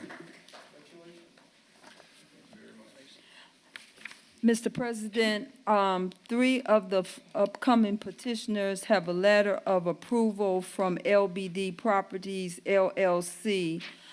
They are the new owners of the Crossroad Plaza, and they're supporting Daniel Ashami, Tiffany Blankmore, and Gia Mateo. I am writing this letter as a member of the LBD Properties LLC, the owner of the Crossroad Plaza in Merrillville, Indiana, address 6110 Broadway, Merrillville, Indiana. My purpose is to express my support for approving the zoning variances of the following individuals' name: LBD Properties LLC, sincerely, Daniel Johnson. Our next petitioner will be Tiffany Moore. Tiffany, will you come up, Blakemore? please? Tiffany Blankmore, I'm sorry. Thank you, Mr. President.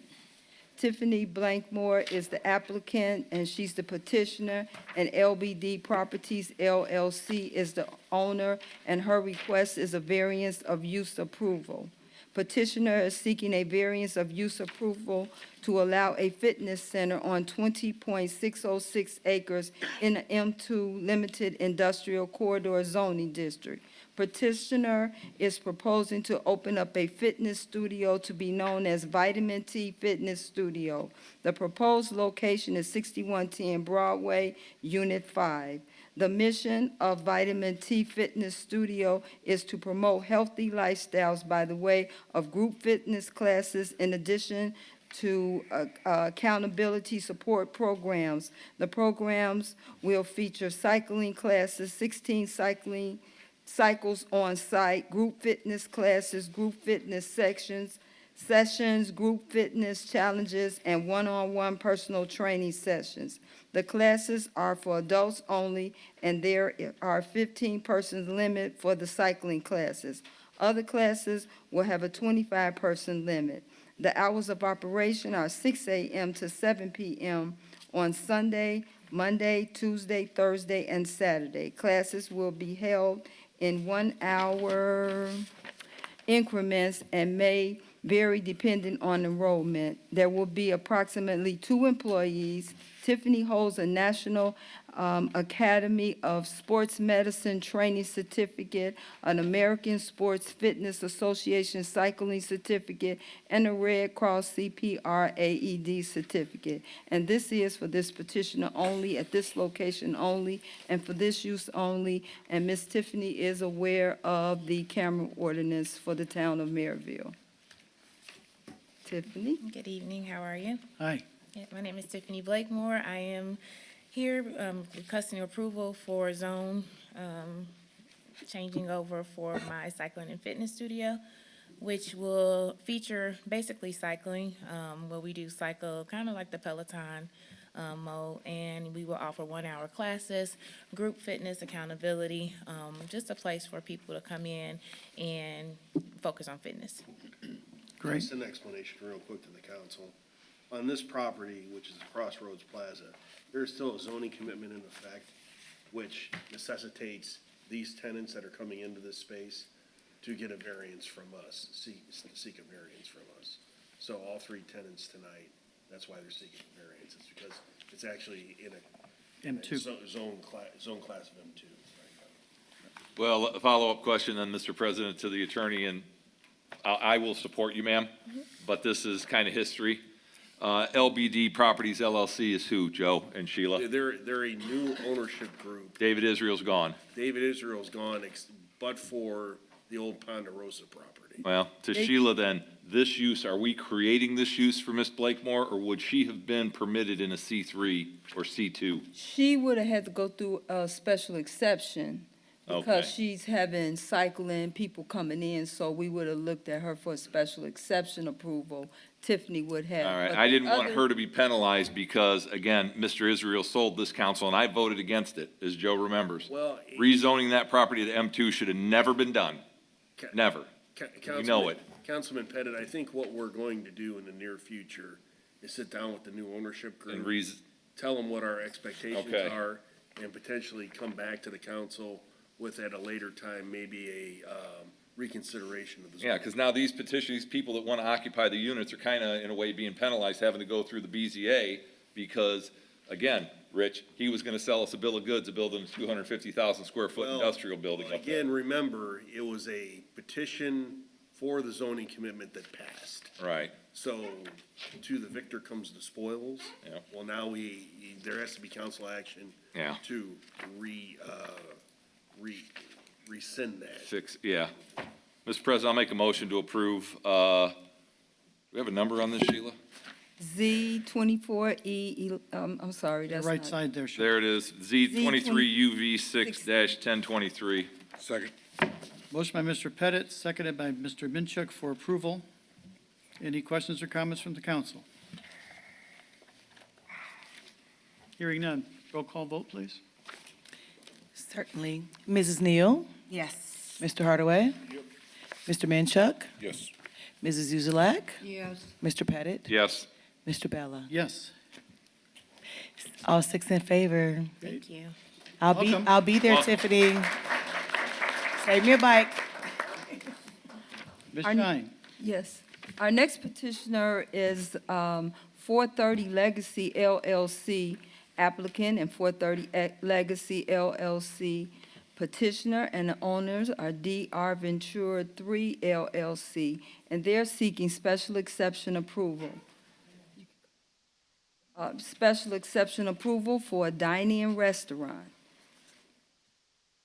These petitioners are requesting special exception approval from Section 21-136 to allow a dine-in restaurant in a C3 Highway Commercial Zoning District located at 610 West Lincoln Highway. Petitioner would like to open and operate a peach cobbler factory. The Peach Cobbler Factory is the home of the world's most unique offerings of desserts under one roof. The Peach Cobbler Factory menu includes cobblers with ice cream, banana pudding, savory sweet cinnamon rolls, pudding and shakes, bigger and better cookies, bigger and better brownies, churro sticks and sauces, Belgian waffles, and more. After approval, the petitioners will travel to Florida for franchise training. The petitioners will then implement a brand remodel of the proposed space. The franchise will perform on-site training before the opening of the restaurant. The Merrillville Peach Cobbler Factory is scheduled to open in spring of 2024. The proposed hours of operation will be 10 a.m. to 10 p.m., 7 days a week. Petitioner is aware of the camera ordinance, and this is for this petitioner only, at this location only, and for this use only. Motion to approve. Second. We have a very enthusiastic motion by Mr. Minchuk and a second by Mr. Pettit. He likes his. Call for the vote, please. Open for discussion. Just simmer down. Put it shakes. I do want to point out the town of Maryville is not responsible for any weight gain after this restaurant opens. You are on your own. You're on your own. Exactly. Go to the Peloton. Yeah. So Sherry, I have to say, if your food is even half as delicious as your marketing and photography has been, it's going to be awesome. So I can't wait for it to open. I think it'll be around next year in April. Is that right? That's right. Okay, great. Any other? Across the street from Meyer. That's right, right across the street from mine. Yeah. Speedy old We look blimpies. forward to having you Yeah. all. Thought it was a Chinese restaurant. Any other discussion? Any other discussion about the council? Yeah. No, we just want to make sure that we're able to go in and test prior to. Well, I was just going to say, yeah, when you start your testing phase in March, we are very open to that. So, Yeah. all right, any other questions or comments? Hearing none. Madam Clerk Treasurer, roll call. Mrs. Neal? Yes. Mr. Hardaway? Mr. Minchuk? Yes. Mrs. Uzelak? Yes. Mr. Pettit? Yes. And Mr. Bella? I have a delicious yes. All six in favor. Congratulations, guys. Thank you.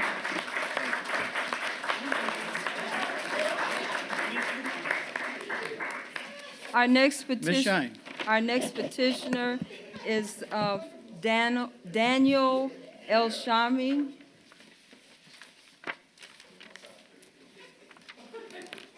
He's the applicant, and the petitioner and the owner, again, is LD Properties LLC. Petitioner is seeking a variance of use approval to allow a pet grooming with retail on 20.606 acres in the M2 Limited Industrial Zoning District. Petitioner is proposing to open an animal grooming and retail space to be known as Danny the Groomer. The proposed location is 6110 Broadway, Unit 3.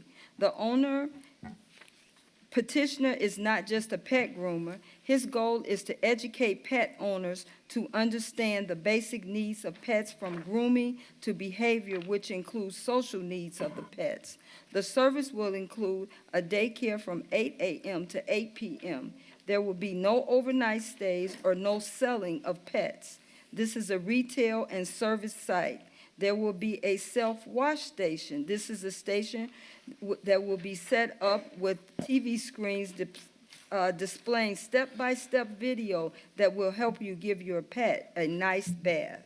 High-end dog and cat grooming will be available with affordable prices. The site will have a retail center with pet food and other items for pets. Danny the Groomer offers free grooming for canine dogs and government therapy dogs. And this is for this petitioner only, at this location only, and for this use only. Mr. President, the members of the Board of Zoning Appeals asked me to contact the Health Department to see if there were any stipulations that they may have on this, and the Health Department said the only thing that you can't do is you cannot sell your own dog food. You have to sell, yeah. or cat food, you have to sell what's already been Brands, approved by the FDA. Mhm. Yeah, so, I wasn't planning on selling my own brand. Yeah. yeah. Any questions or comments for this petitioner? Motion to approve. Second. We have a motion by Mr. Pettit with a second by Mr. Minchuk for approval. Any other questions or comments? Just reassuring, I'm sorry, just reassuring, I know she read it, but there's no boarding at all, correct? This is No, just- no boarding. Yeah. Okay. A lot of liability. Gotcha. One comment for council consideration.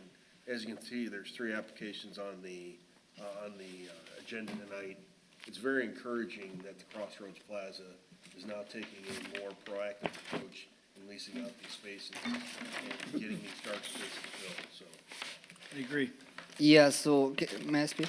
Sure. So, yeah, so they're asking us to go through the zoning process because I believe, like Mr. Sean mentioned, they sold it, they changed it before to make industrial something, you know, so they're filling up the spaces, they're being very strict on what they allow to open there. They really want to make a difference, and I already have a shop in Chicago, you know, same type of shop, and there's a lot of options out here in Merrillville, you know, in the avenues. There's a lot of options, but they contacted me, you know, because they know the type of work I do, and they follow me on social media. We have over 500,000 followers on social media. They contacted me and they offered me the space there because they really want to bring quality services to the area. And I came and looked at it, and I feel like it was kind of far from all the businesses, but I saw the vision they have, and I'm a community member. You know, we do a lot of community events back in Chicago where I have my other location. We do a lot of events with the dogs, with the canines, with the police department, fire department. So I thought that was a great location to make a big impact. Very good. Thank you. Any other discussion from the council? Hearing none, Madam Clerk Treasurer? Mrs. Neal? Yes. Mr. Hardaway? Yep. Mr. Minchuk? Yes. Mrs. Uselak? Yes. Mr. Pettit? Yes. And Mr. Bella? Yes. All 6 in favor. Congratulations. Welcome to Merrillville. Thank you, and you guys are more than welcome to bring. I'm not sure if you guys have any service dogs or police dogs, canines. We do. Please be sure that we're gonna take care of you guys. We love working with canines. I got an 8-year-old Morkie that wakes up at 3:30 in the morning. Can you help me with that? Oh, I'll try. Thank you. Thank you, Daniel. Our last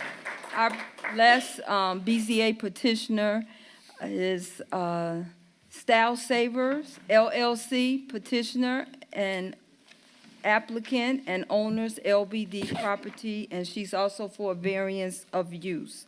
Petitioner is seeking a variance of use to allow a retail store on 20.606 acres in the M2 Limited Industrial Corridor Zoning District.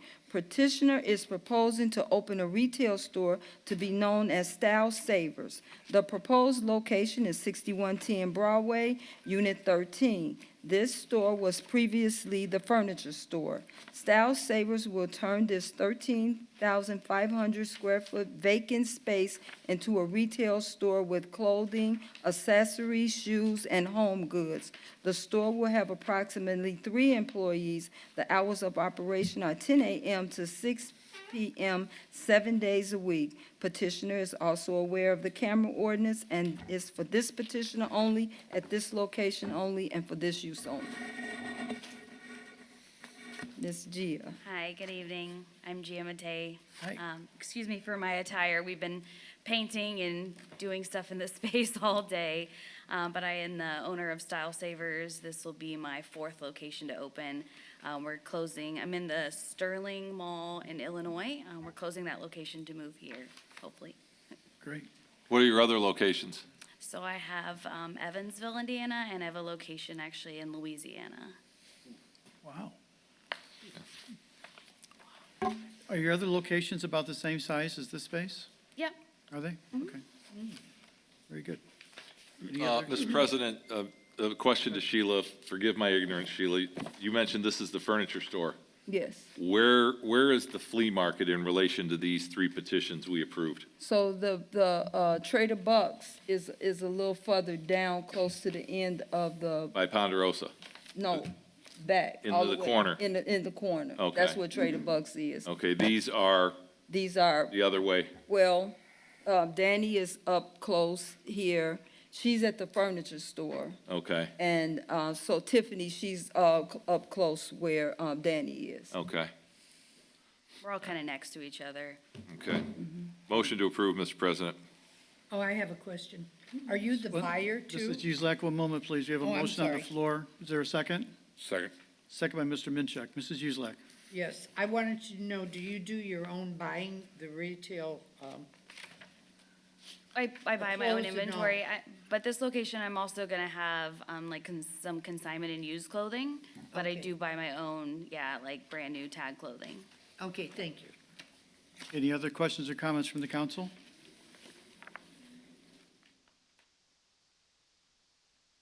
Hearing none. Madam Clerk Treasurer, roll call, please.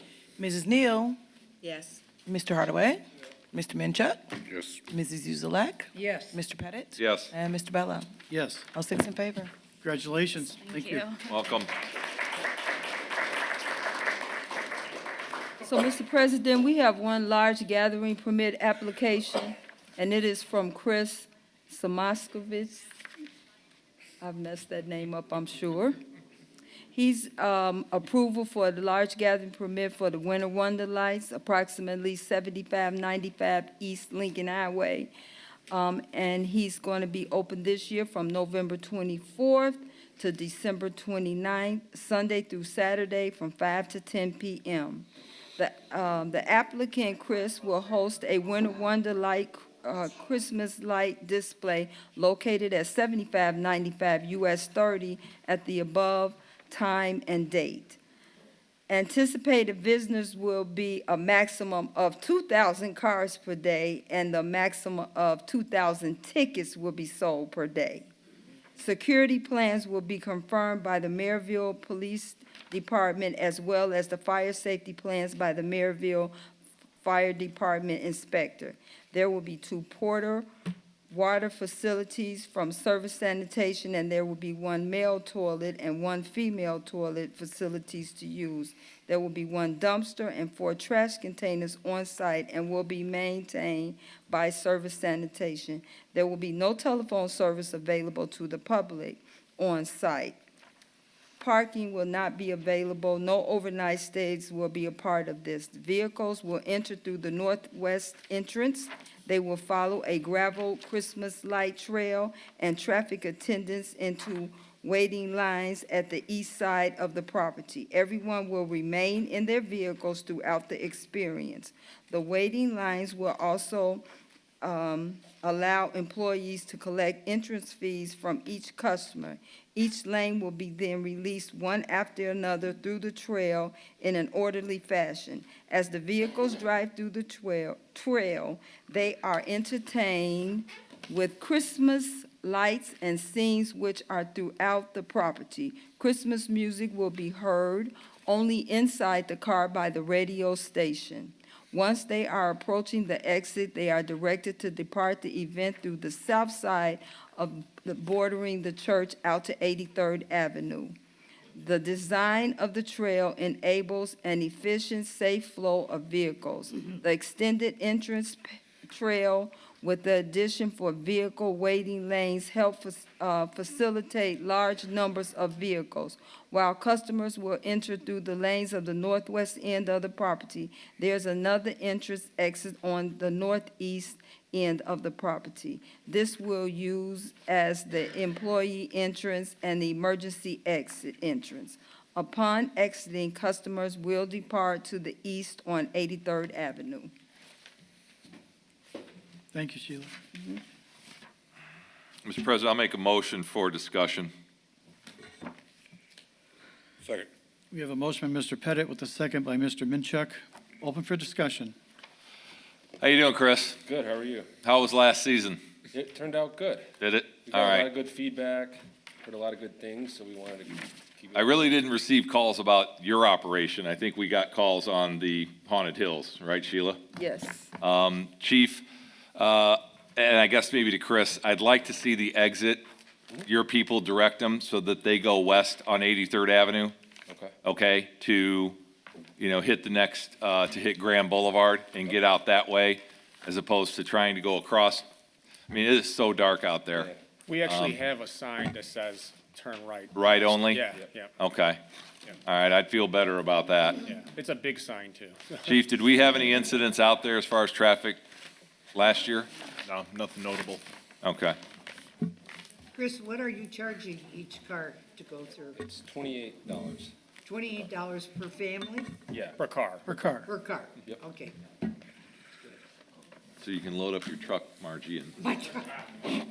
Load up a van. Any other, Pretty good to me. any other questions or comments from the council? Hearing none, Madam Clerk Treasurer, roll call, please. Mrs. Neal? Yes. Mr. Hardaway? Mr. Minchuk? Yes. Mrs. Uzelak? Yes. Mr. Pettit? yes. Mr. Bella? Yes. All six in favor. Congratulations, guys. Thank you. You have another good Good season. luck. Thank you. Thank you, Mr. President. That ends my report. Are you sure? Thank you, Ms. Yes. Shine. Is there any old business before us tonight? Mr. Griffin, do you know? Mr. President, members of the council, Madam Clerk Treasurer, I'm aware of no old business is still pending. How about new business, Mr. Griffin? That's an interesting question, Mr. President, members of the council. That ordinarily would be filed with the clerk of the legislative body, and you would be given notice of that. I've not had a chance to talk to her, but I'm looking at her eyes, and they're telling me nothing was filed. Thank you. It's good to see things are working properly. Moving on to open to the public. Please state your name and address for the record. Step up to the podium here. We allow 3 minutes for comments. Yeah, this is the lady that.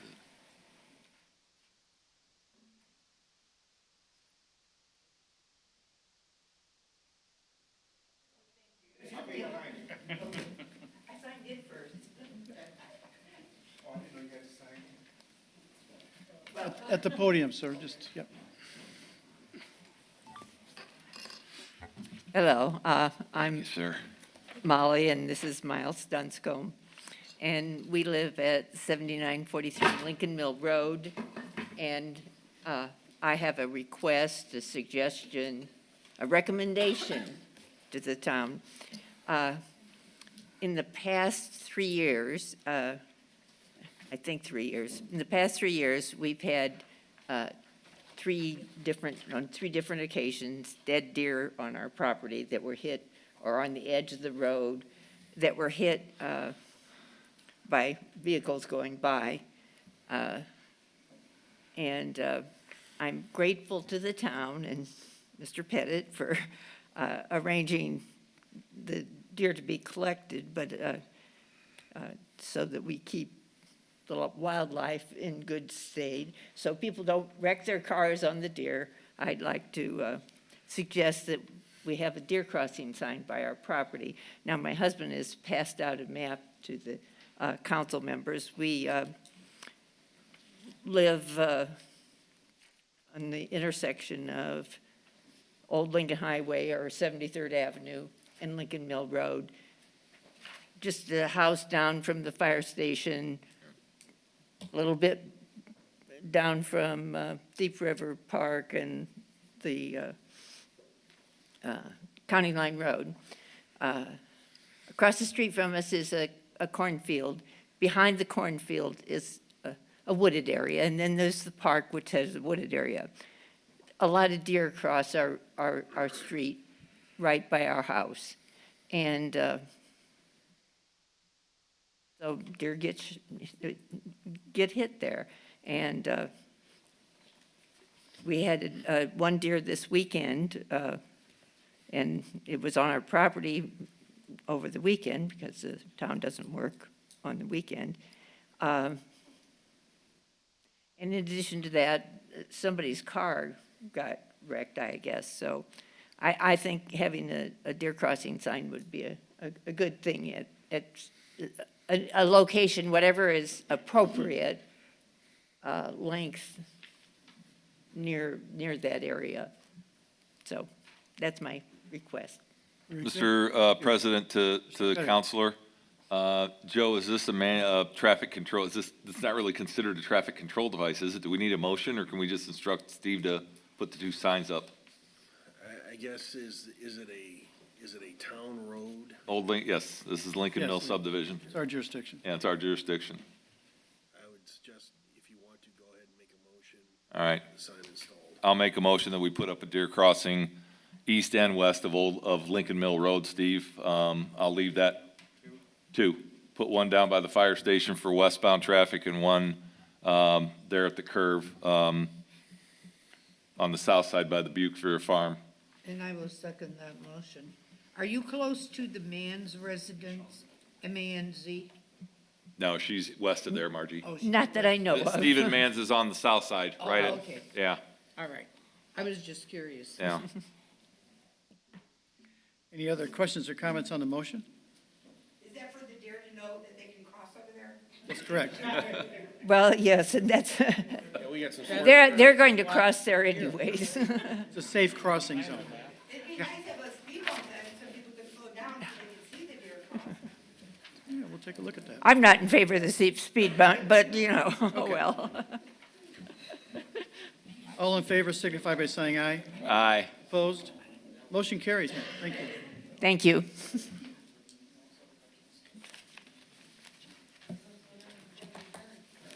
Was there any other public comment? Oh, no, here it comes. Hi, Gene Velasco. I live in Chapel Manor, and I'm here to give a shout out to Matt Lake and his staff because they did an exceptional job in cleaning the creek from Delaware Place going east and following the creek. It was an overgrowth that you couldn't tell that there was a creek there, and they did an exceptional job. So to that end, I want to commend them for that. Thank you. You're welcome. The only other thing is that I would also like to thank the residents and voters of Merrillville for taking time out of their busy lives and voting in this general election, and I congratulate those people that won, including the town clerk and all the council members that were retained and the people that are coming in new. Looking forward to working with all of you. Very good. Thank you. Thank you. Sir, step up.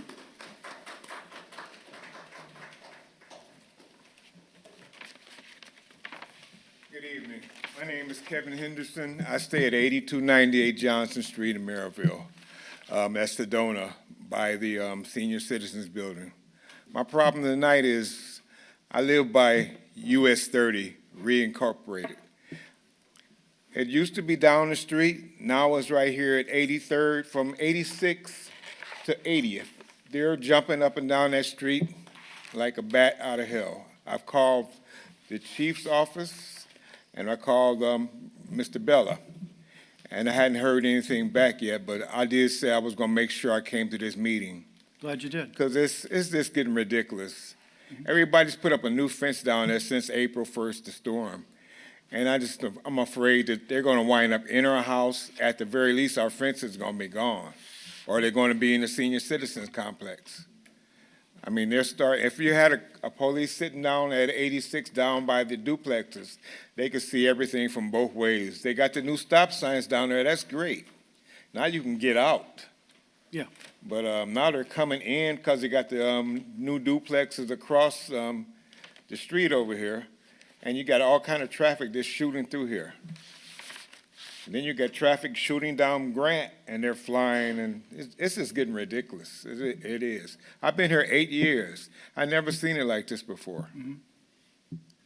I've talked to you came by my house, and other lady, I've seen you before, but I mean, I just need some help. I really do. Yep. So what we're doing is we're looking at the streets, and I think I communicated this back to you about where speed humps can actually go, because on your streets, the driveways are so close together, we can't put a speed hump where someone's driveway is. There's no driveways on that street, on Grant. No, I'm not talking about Grant, I'm talking about inside the neighborhood. No, I'm talking on Grant. Okay. This is where the problem is at. We'll look at that. Absolutely. Thank you. You bet.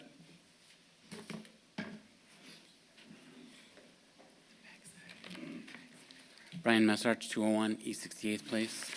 Speed bumps. I live by the high school on 68th Place.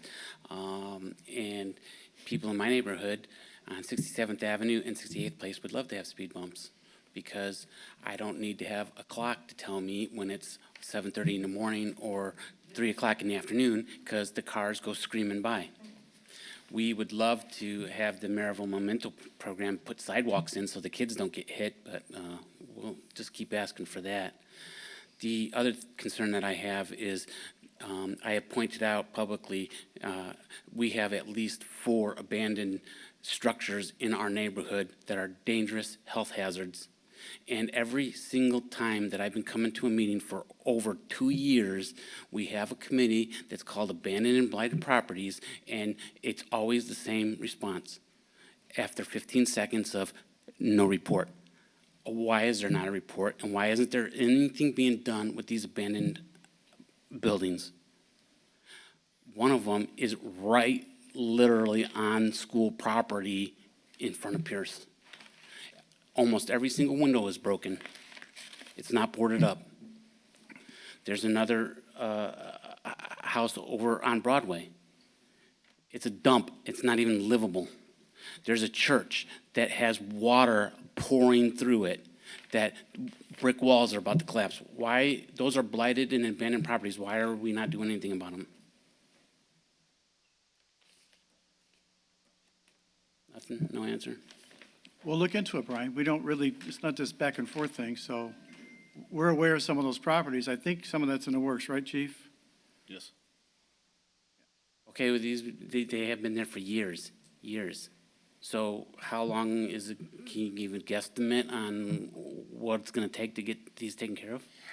I can't. You want to address that, Councilor Earl?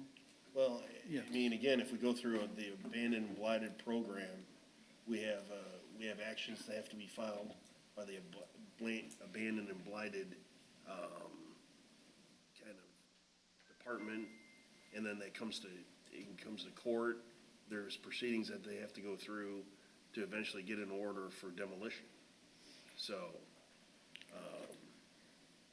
that's something that has to come under council recommendation and council consideration, so.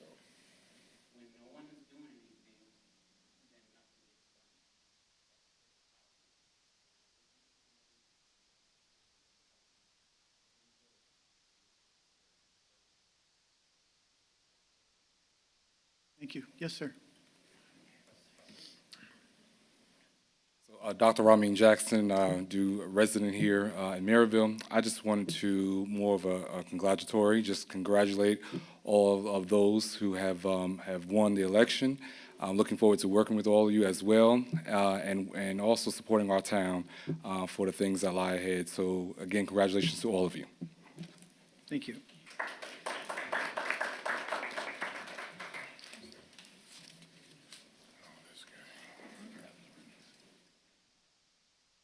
Hey, how y'all doing? Good evening, and thank you for being here. My name's Berger, and I live at 6945 Broadway. And my driveway's still on your map. I just looked on the internet, wondering when it's gonna come off of there.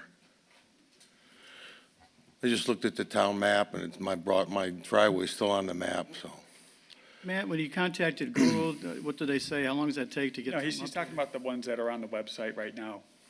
Yeah, just looked. Website, yeah, yeah. I just looked, and it was a map that you posted on 9/22 of 20. The county GIS, they just. It took says that- your name on it, Mr. Yeah, Lake. the county GIS just took that. I was just wondering when it's gonna come off of there. We're trying to The first of the year, answer. we update Been the asking maps. for a long time. The first of the year, we're gonna update the maps. You're gonna fix the map After, first of the year? yes, It correct, won't be there no more.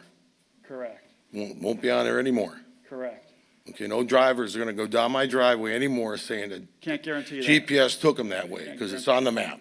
Can't get, I'm not can't, gonna get run over by a delivery truck. can't guarantee that. Yeah, well, it better not happen. And what about 6933 and 6935 Broadway, abandoned blighted? They boarded it up yesterday. How do they board up a totaled house? I'm not familiar with that. It's a total house. Sean Pettit knows all about it. I do know all about it, Joe. And what's going on? The thing's totaled. Why would they put plywood on it and wrap the roof in plastic?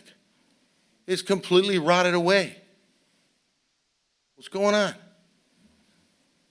Nothing, right? Nothing's happening. What's gonna happen? Is it gonna get demolished or what? Do you have What any does it answer? mean that it's You know- boarded up? Do I have to wait 90 more days? It's been 3 years since the new guy bought the goddamn place. All right, that's enough. No, it's not enough. Well, your time You is guys up. haven't heard enough. Your time is up. Thank you. Your time is up. I don't think so, but thank you. You're a jackass. Thank you very much. Chief, escort. You're welcome. Chief, please. Chief, show him the front door. We don't do that here. Any other public comment? Moving on to announcements. We have our RDC meeting November 28th at 6:15. The town council next meeting is November 28th. The tree lighting family night is December 1st at 5:30. The Merrillville House Decorating Contest applicants are now available. Applications are now available, and the town hall is an official Toys for Tots drop-off location due December 8th. So when you come to the next meeting, if you can bring a toy, I'm sure some kids will really appreciate it. I'll entertain a motion for adjournment. So moved. All in Second. favor? Aye. Aye. All right, we are adjourned. Thank you all.